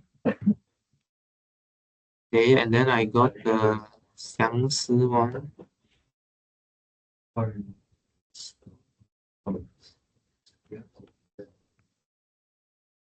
I get one of the Malaysian one? And one of the Malaysians email me or teams me your timetable. Yeah, because we need to redecide our midterm. Some other class couldn't make it.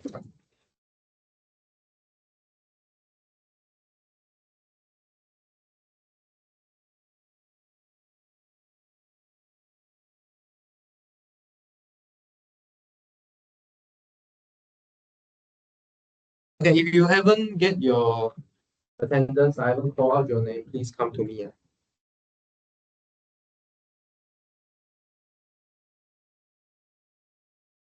Sorry, I think your friend helped you. Let me see if I still remember you. Huh? 19? 19. Madia. Hmm? 88? Daniel, I know.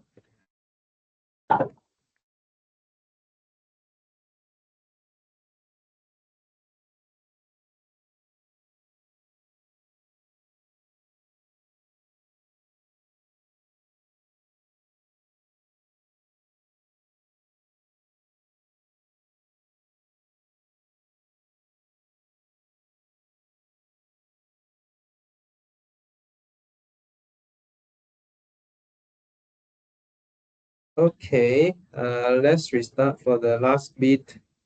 Okay, thanks for your friends for correcting me here. Wait, let me. Why is it not updating? Seems like jam, so I need to restart my broadcast.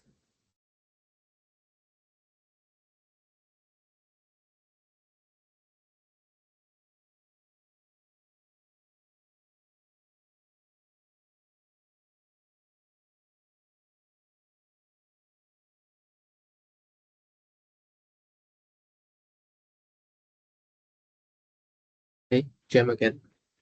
I'll come. Okay. So thanks for your friends for correcting me. This cos x is not x minus pi over 2 sine x minus pi over 2 but sine pi over 2 minus x. How do you check it? So let's say if I substitute, substitution is your friend, please remember. So if I substitute pi into cos, what should I get? Okay, then maybe, should we try cos?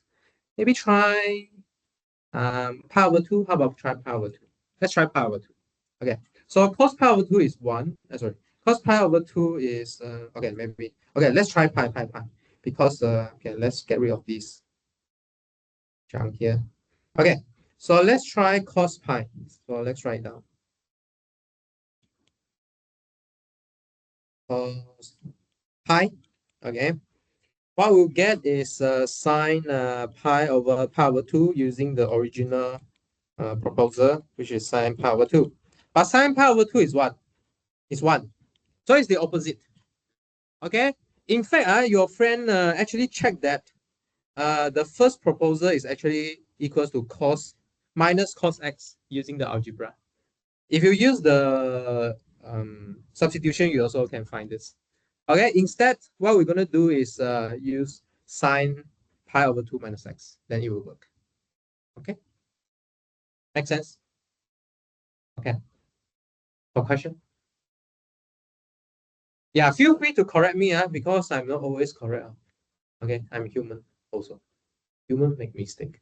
Okay, so you should help each other. Okay. The next thing I want to say is maybe a little bit confusion here is about the shifting part. Okay, so for this shift, right? Where's the shift again?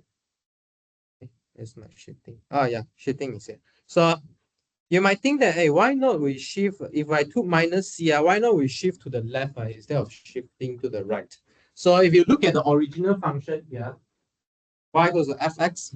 Okay, you compare to fx minus xc. When you evaluate at x equals 0, you get f0 for the original one. For the second one, you need to ask yourself when you get the f0. You get f0 when you put in c. But c is positive. Okay, so you start at x equals to c. So you shift your function to the right. Okay, so a bit counterintuitive. Although it's a minus c, but your function moved to the right. Okay, makes sense.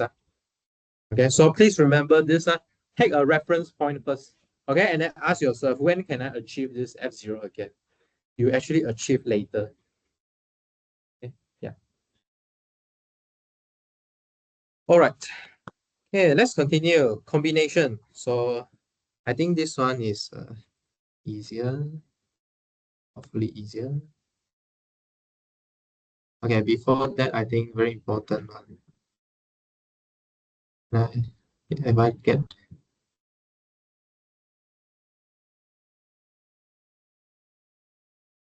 Chen Si He, I got the Chinese students already. Can you guys send me one copy now? I scared later finish class, I forgot. You just email to my email address. Yeah. Email or Teams. Okay. So let's do this. So let's add these two together. F plus G. So what's F plus G?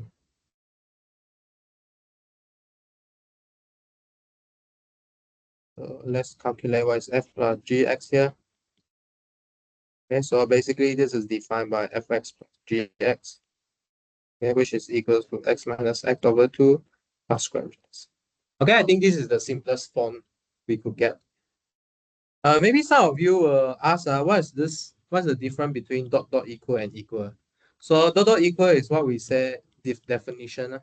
Okay, but equal is really equal. Okay, definition is something we say it is true. Right? We want it to be true, but equal is something you need to check. Okay. Maybe it's not obvious in this class, but this is the subtlety. So how to define difference? So basically you just take fx minus gx here. Okay. So fx minus gx is just x minus 2 over x minus 3 over 2 plus x. I think the other way we could write this, I think this is the simplest way. Okay, then we just keep in the simplest way. Okay, how about multiply? Take the product. Okay, it's basically just a product of two function here, which is x minus 3 over 2 times square root x, like that. Okay. How about quotient? Okay, so you just put fx in the denominator, gx in the, sorry, fx in the numerator, gx in the denominator. So it's x over 3 over 2, and then divide by square root x. So you could write it better, x over 3 over 2.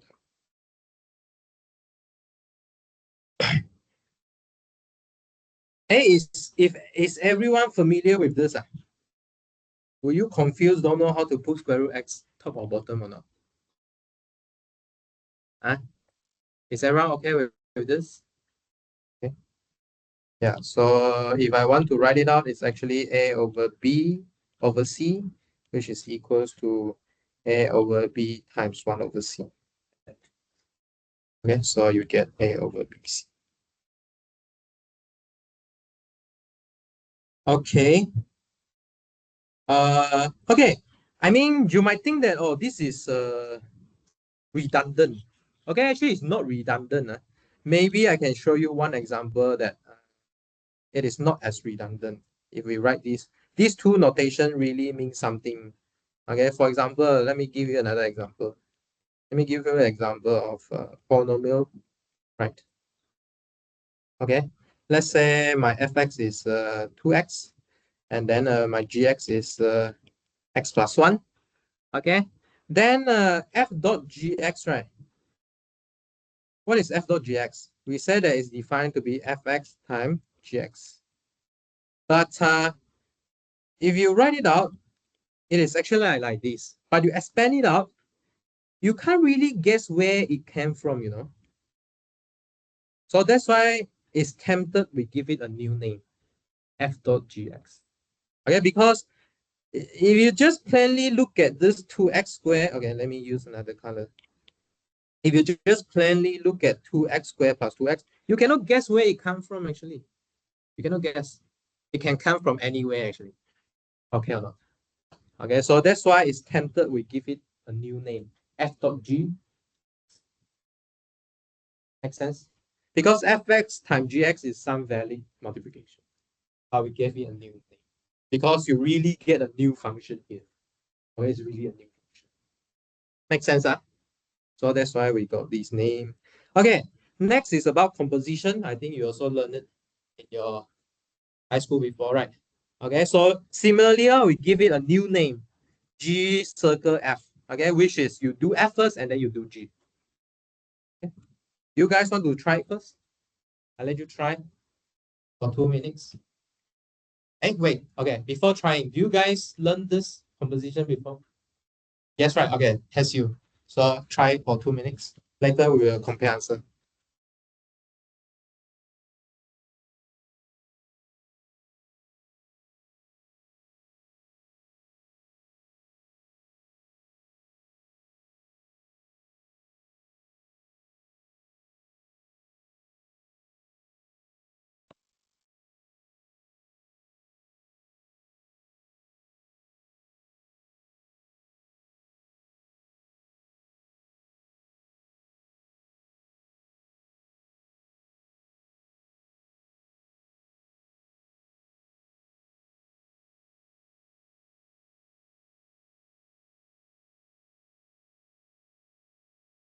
Okay, thank you everyone for sending me to at least one representative for each of you.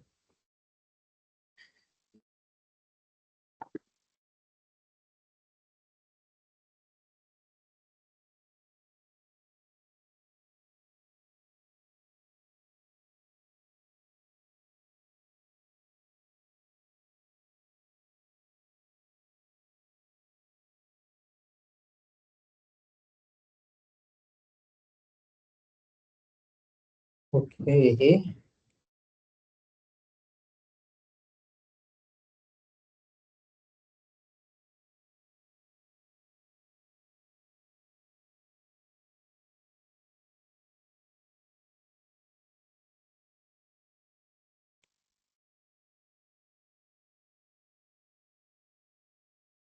Okay, so let's check. So for the first one, you should put fx inside your g.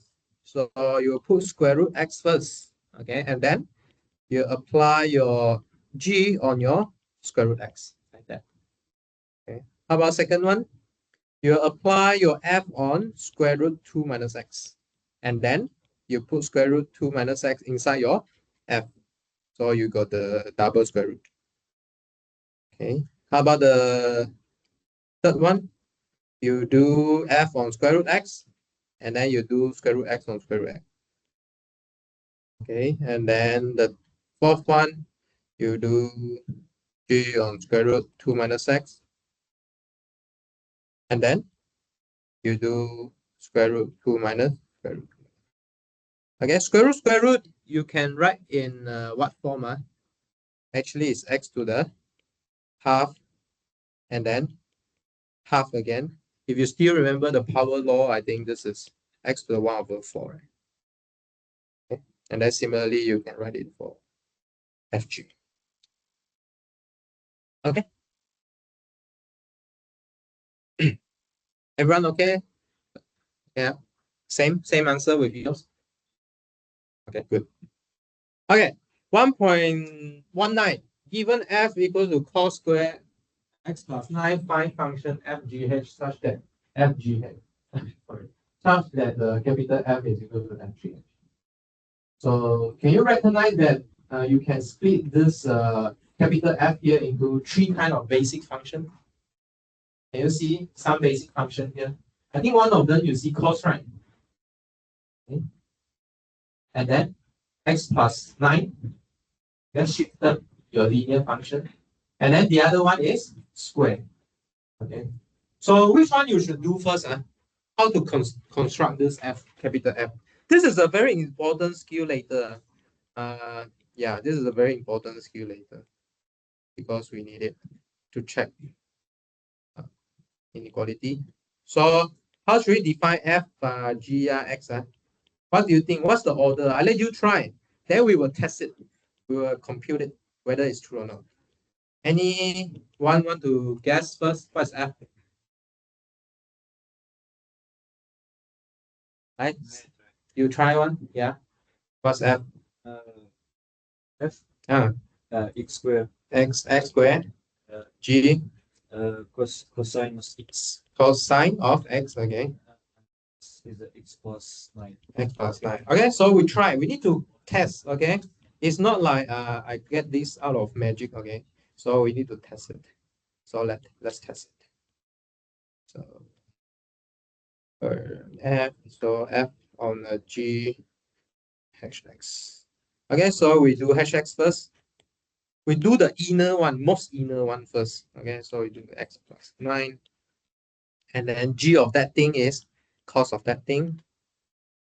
And then everything square. Okay, good. How about, let's say we do some experiment.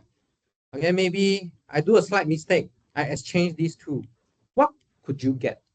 You must get something one. So you try and see, is it the same thing or not? Okay, let's see. We try another method here. Does it work? Okay, let's say we do H first, right? So we do cos X first, and then we do G, and then become cos X.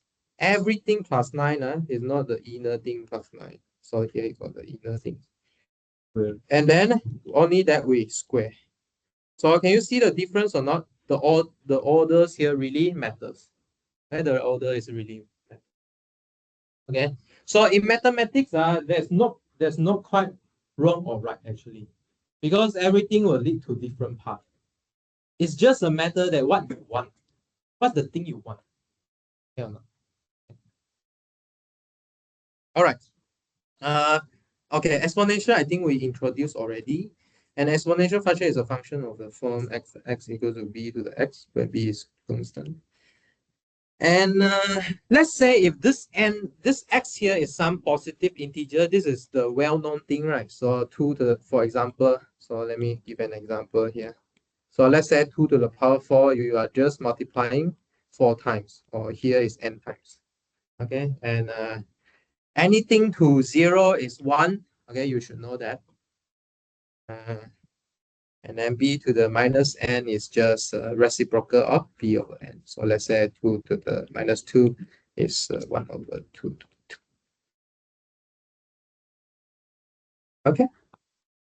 So if b is a rational number, I think we have been kept using this already actually. So b to the p over q. So for example, say 3 over 2 is actually you take the 3. Or you could take square root first, and then you take the power, commute. Yeah, commuting. Okay, everyone okay? Fine. Okay. Law of exponential. You can add your exponential together, but this is just splitting up your b. From the definition, do you know why it works or not? I mean, at least for x and y as integer, positive integer. Okay, because it's like x plus y times. Okay, x plus y times. And similarly, b to the x minus y is bx over by, and then bx times b to the x to the y is just p to the xy. Just now we are using this, right? So just now we have this x to the half, x to the half, and then to the half again. So x to the 1 over 4. And then if you have a product to a same power, and then you can take the every term to the power x first and then multiply the multiplication. Okay, so this is what happens if you choose a different constant here. Okay, so let's say if your constant is greater than 1, it will look like this. Okay, if it is just 1, it is the horizontal line. Why? 1 to everything is what? 1 to anything. 1 to any power. It should be 1 time, 1 time, 1 time, 1 time. It's the same. That's why it's a constant. If it is something less than 1, then you can see that the picture kind of stopped. Okay. Because what are these? These are actually equals 2 to the minus x. Okay. So that's why you have this symmetry happening here. Okay. Minus x and x. Can see or not? Can see or can compare this? 4x with 4 minus x, 2x with 2 minus x. Okay. Just now we discussed about symmetry. All right, let's try this. Sketch this graph here. Okay, so you should start from recognizing what's the basic shape here. So the basic shape is 2x. Okay, so 2x is like e to the x. Okay, so you should start graphing something like this. Okay. This. Okay. Let's say this is y equal to 2x. Okay. So what's this passing point here? Do you know? When s equals 0. So 1. Okay, so that's why you see everyone will intercept at this point 1 here, because anything to 0 is 1. Okay. And then you need minus, right? Minus 2x. So go to the next step. So positive become negative. So it go downward. Okay, y equals to minus 2x. And then everything plus 3. So you move up by 3. So you move up by 3, something like that. Can you check what's the y-intercept and x-intercept here? 2. Okay, good. Because this one is minus 1, right? So you shift out by 3 is 2. How about x-intercept?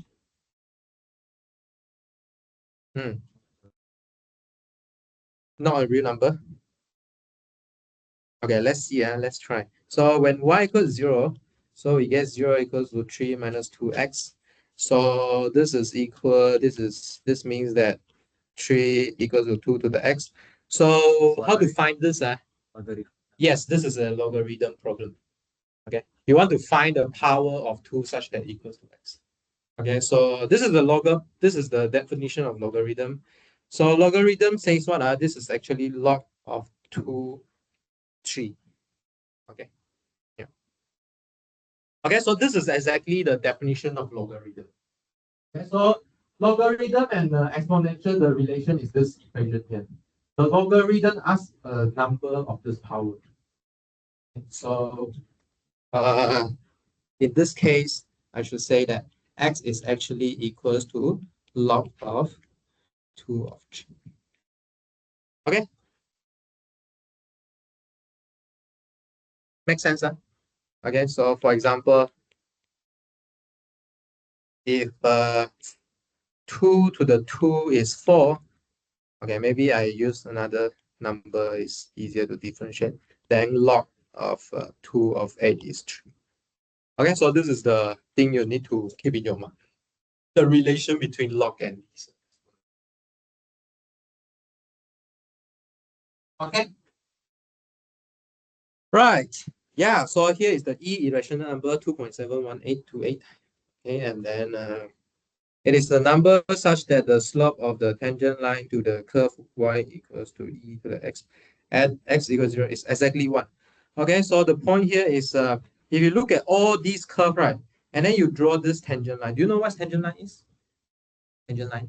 Yeah. Okay. So this is a line that only intersect this point at one point here, touch at one point. Okay. So if you look at all these tangent line, right, you can, because this tangent line are lines which are linear line, so you can find the gradient, the m, right, the m just now. We'll look at it again later. Then the point here is this is the curve that give you this tangent line at this point to be gradient 1. Okay. So this is the significance of this irrational number. And then this function is called a natural exponential function.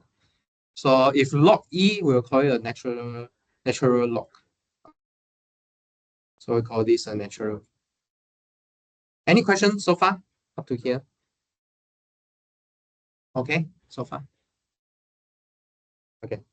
This is some property, not very important for now.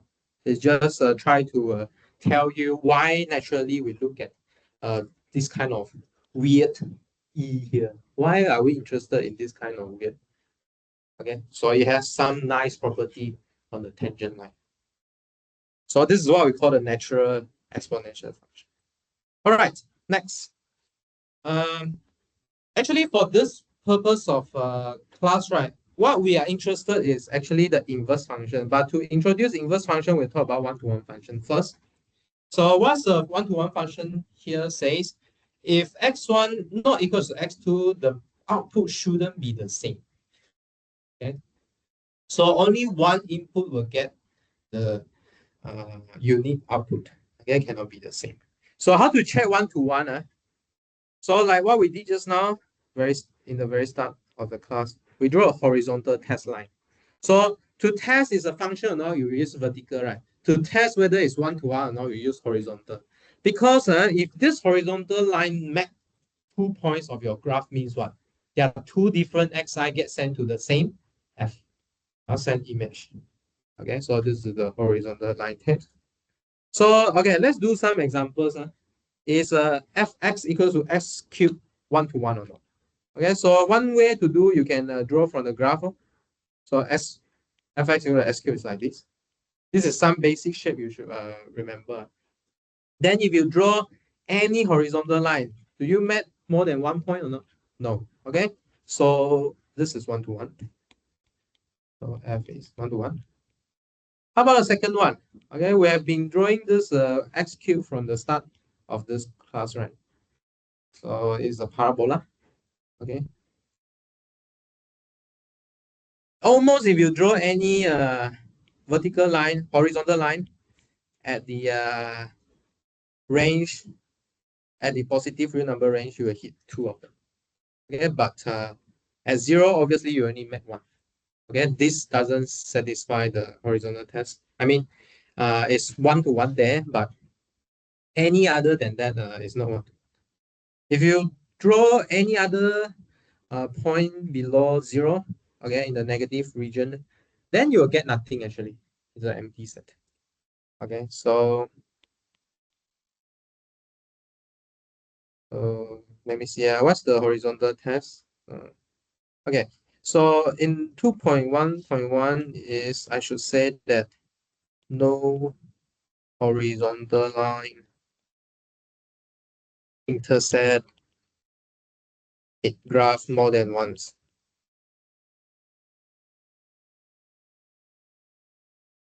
Okay, for the second one, there is a horizontal line, right? For example, y equals to 4, right? Intersect the graph twice, actually. Okay. So f is not 1-to-1. Do you know what's the two place it intersect? When y equals to 4, x equals to 2 and minus 2. Yes, so these are the two places. So let's say this is sorry. So let's say this is y equals 4, and then these two places is minus 2 and 2.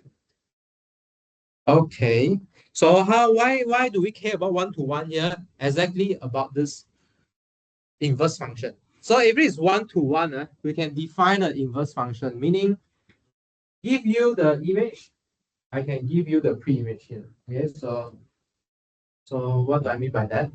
So let me see, how should I read this for you? So okay, so maybe let's draw it. I think it's better we draw it. So let's say we have A here, and then we got a B here, right? It's the range. Okay, so F is 1-to-1 to the range. Let's say we just draw 3 of them, x1, x2, x3, and then y1, y2, y3. So it's 1-to-1. So let's get some 1-to-1 map here. Okay, so the task here is we want to define an inverse function going backward. Okay? So going backward here, you need to tell me where my y1 should go, where my y2 should go, where my y3 should go. But if I give you a 1-to-1 map, right, there's a natural way to do this. How to do it? You just do the arrow backward. You just define the arrow backward. Okay, so meaning y1 gets sent back to x2, y2 gets sent back to x1, y3 gets sent back to s3. But this is exactly what is written here. Okay, exactly what is written here. So you follow the arrow back, but where this arrow come from? This arrow come from fxi. You know. Okay, so let me write here. So f inverse y equals to x if and only if fx equals to y. Okay.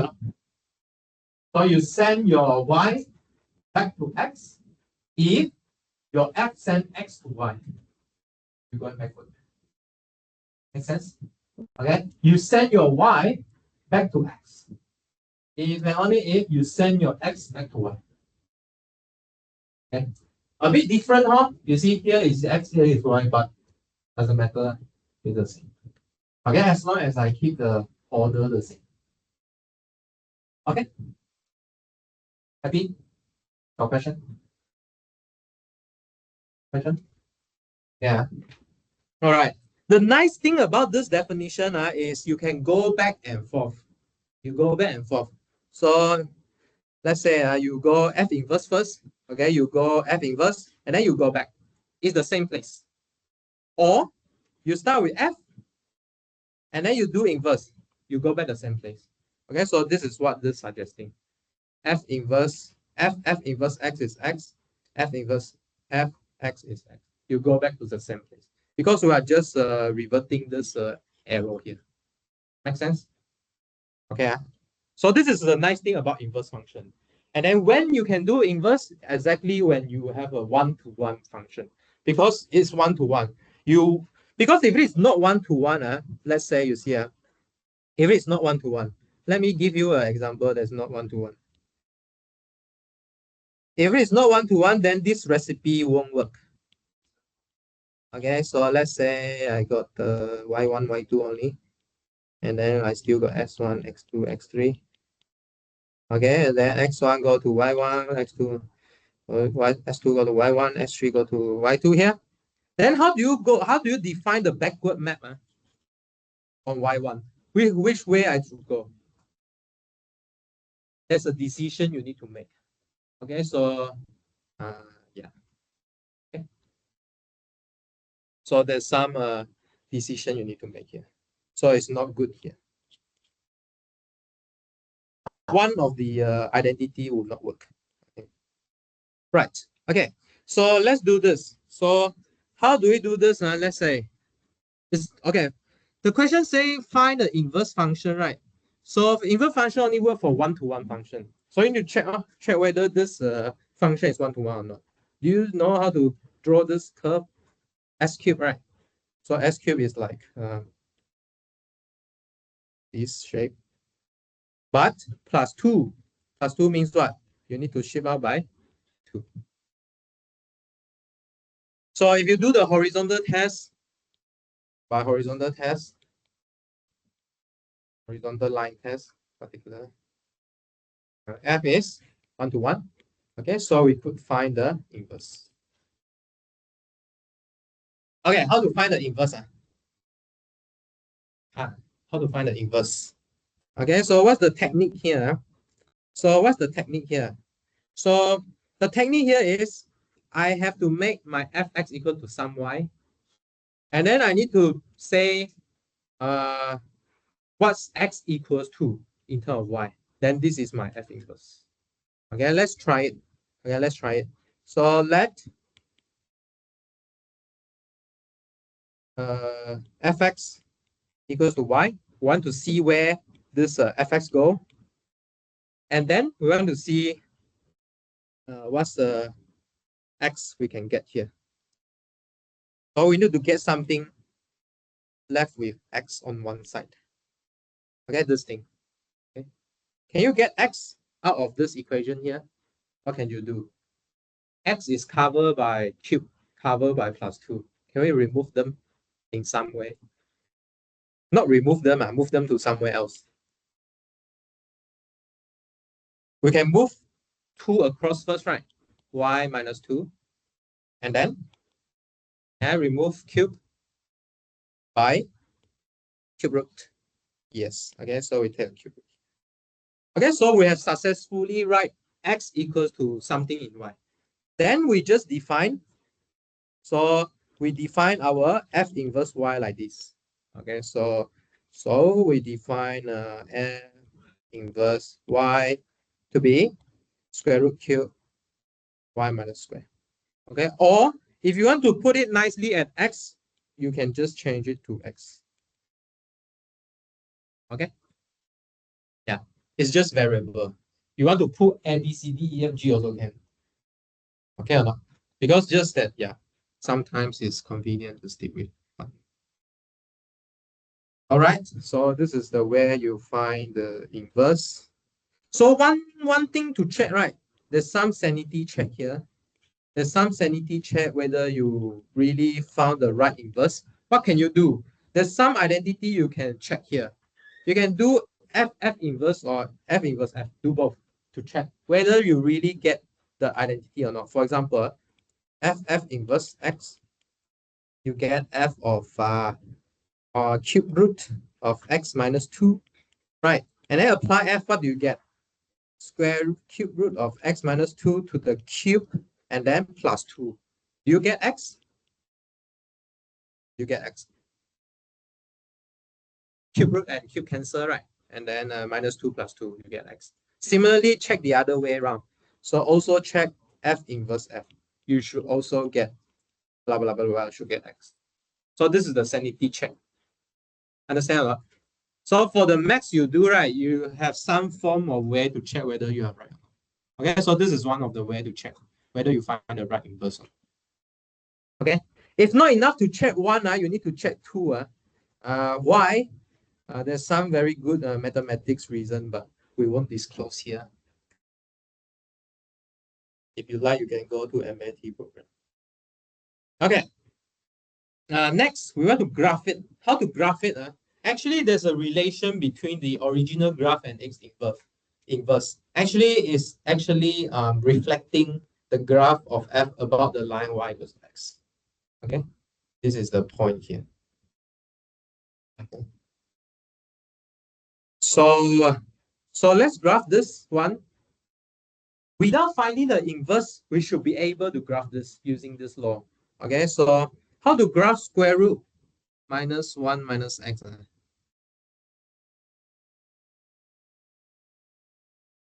What's the basic shape here? Square root x, no? Okay, so let's do square root x first. Like this. Square root minus x.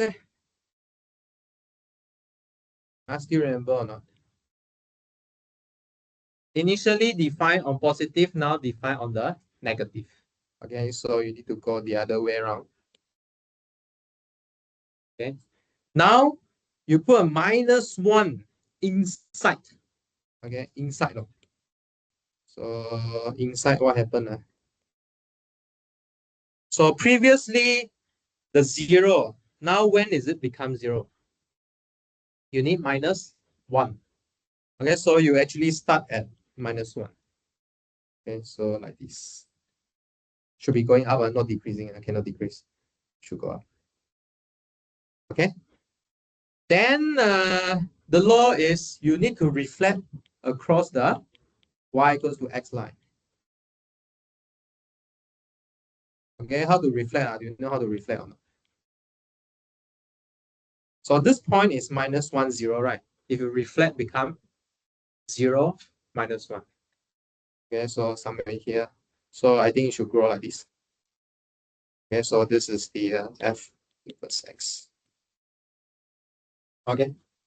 But before that, are you okay with this function is 1 to 1? You draw the horizontal line also. Okay. So you can find the inverse. And then how to graph the inverse? You just do the reflection. Okay, happy? Okay. All right, we still have more time. Let's go on. Yeah, so here come with this logarithm definition now. This is exactly what we wrote just now. If log bx equal to y, what is the y? Y is exactly the power of b that give you x. And y is the power of b that give you x. So the logarithm actually solve a problem of asking about the power. What's the power you put on b, the base b, such that you get the x? Okay. Oh, this is the definition. You should remember this. 3 numbers only, x equals to b. So you can see that they are actually inverse to each other. Okay, so you can see that the exponential is keeping positive side, right? And then the log left is this way. Okay, so that's why we have the basic shape last time. They are inverse of each other. Okay, and then well, then we will have this identity here, log bbx. Meaning what? Why is it x? Because log b is asking about what's the power I should put on b so that I get this number. But this already tell you how to write in b to the sum power. So this is the power in x. So log bbx is x. Okay. B log bx is x. This is a bit more. Okay, b log bx is x. Why is it true?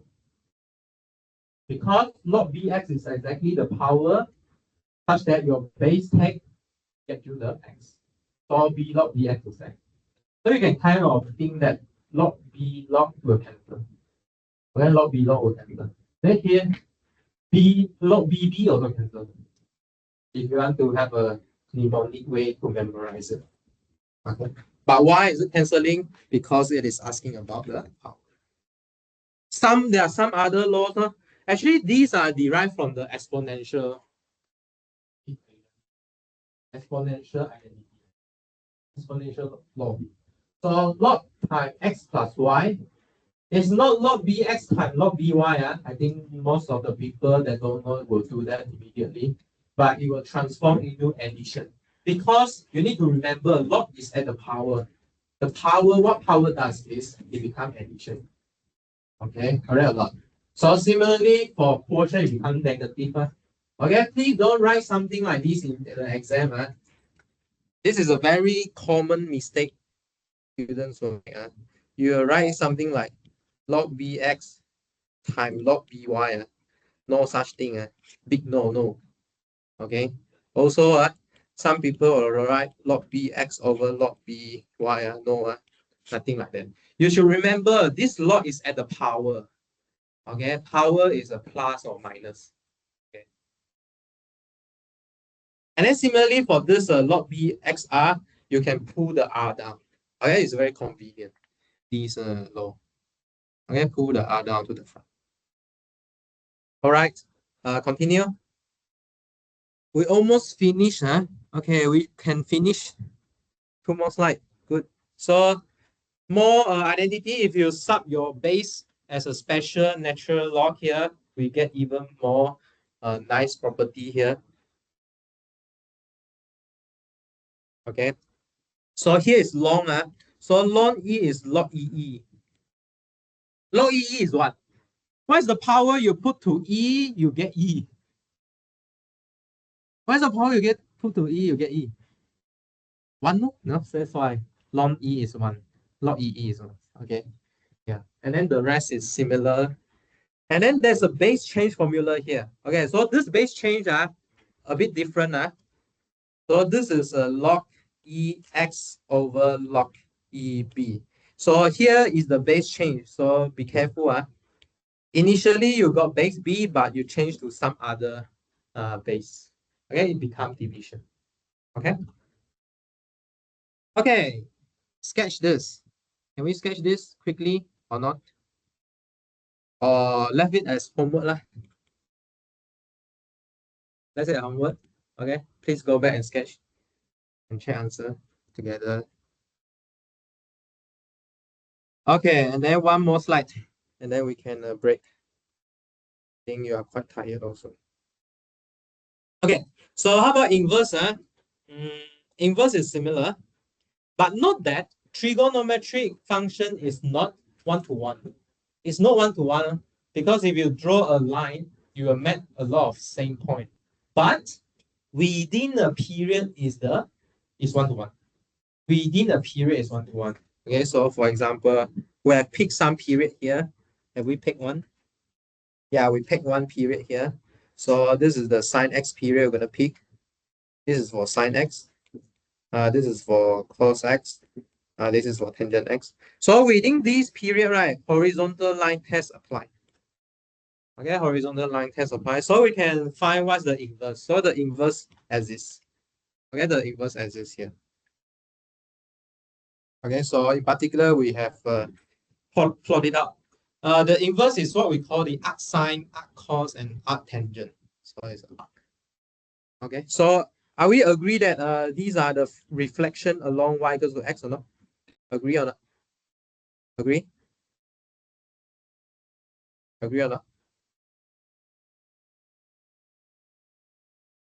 Sarah, agree?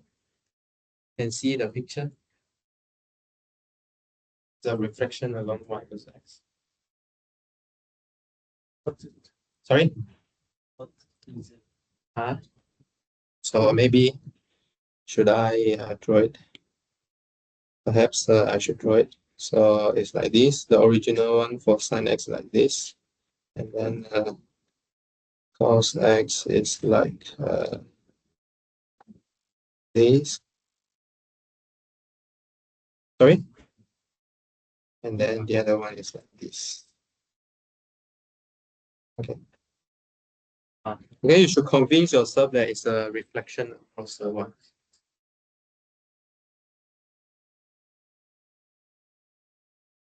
Okay.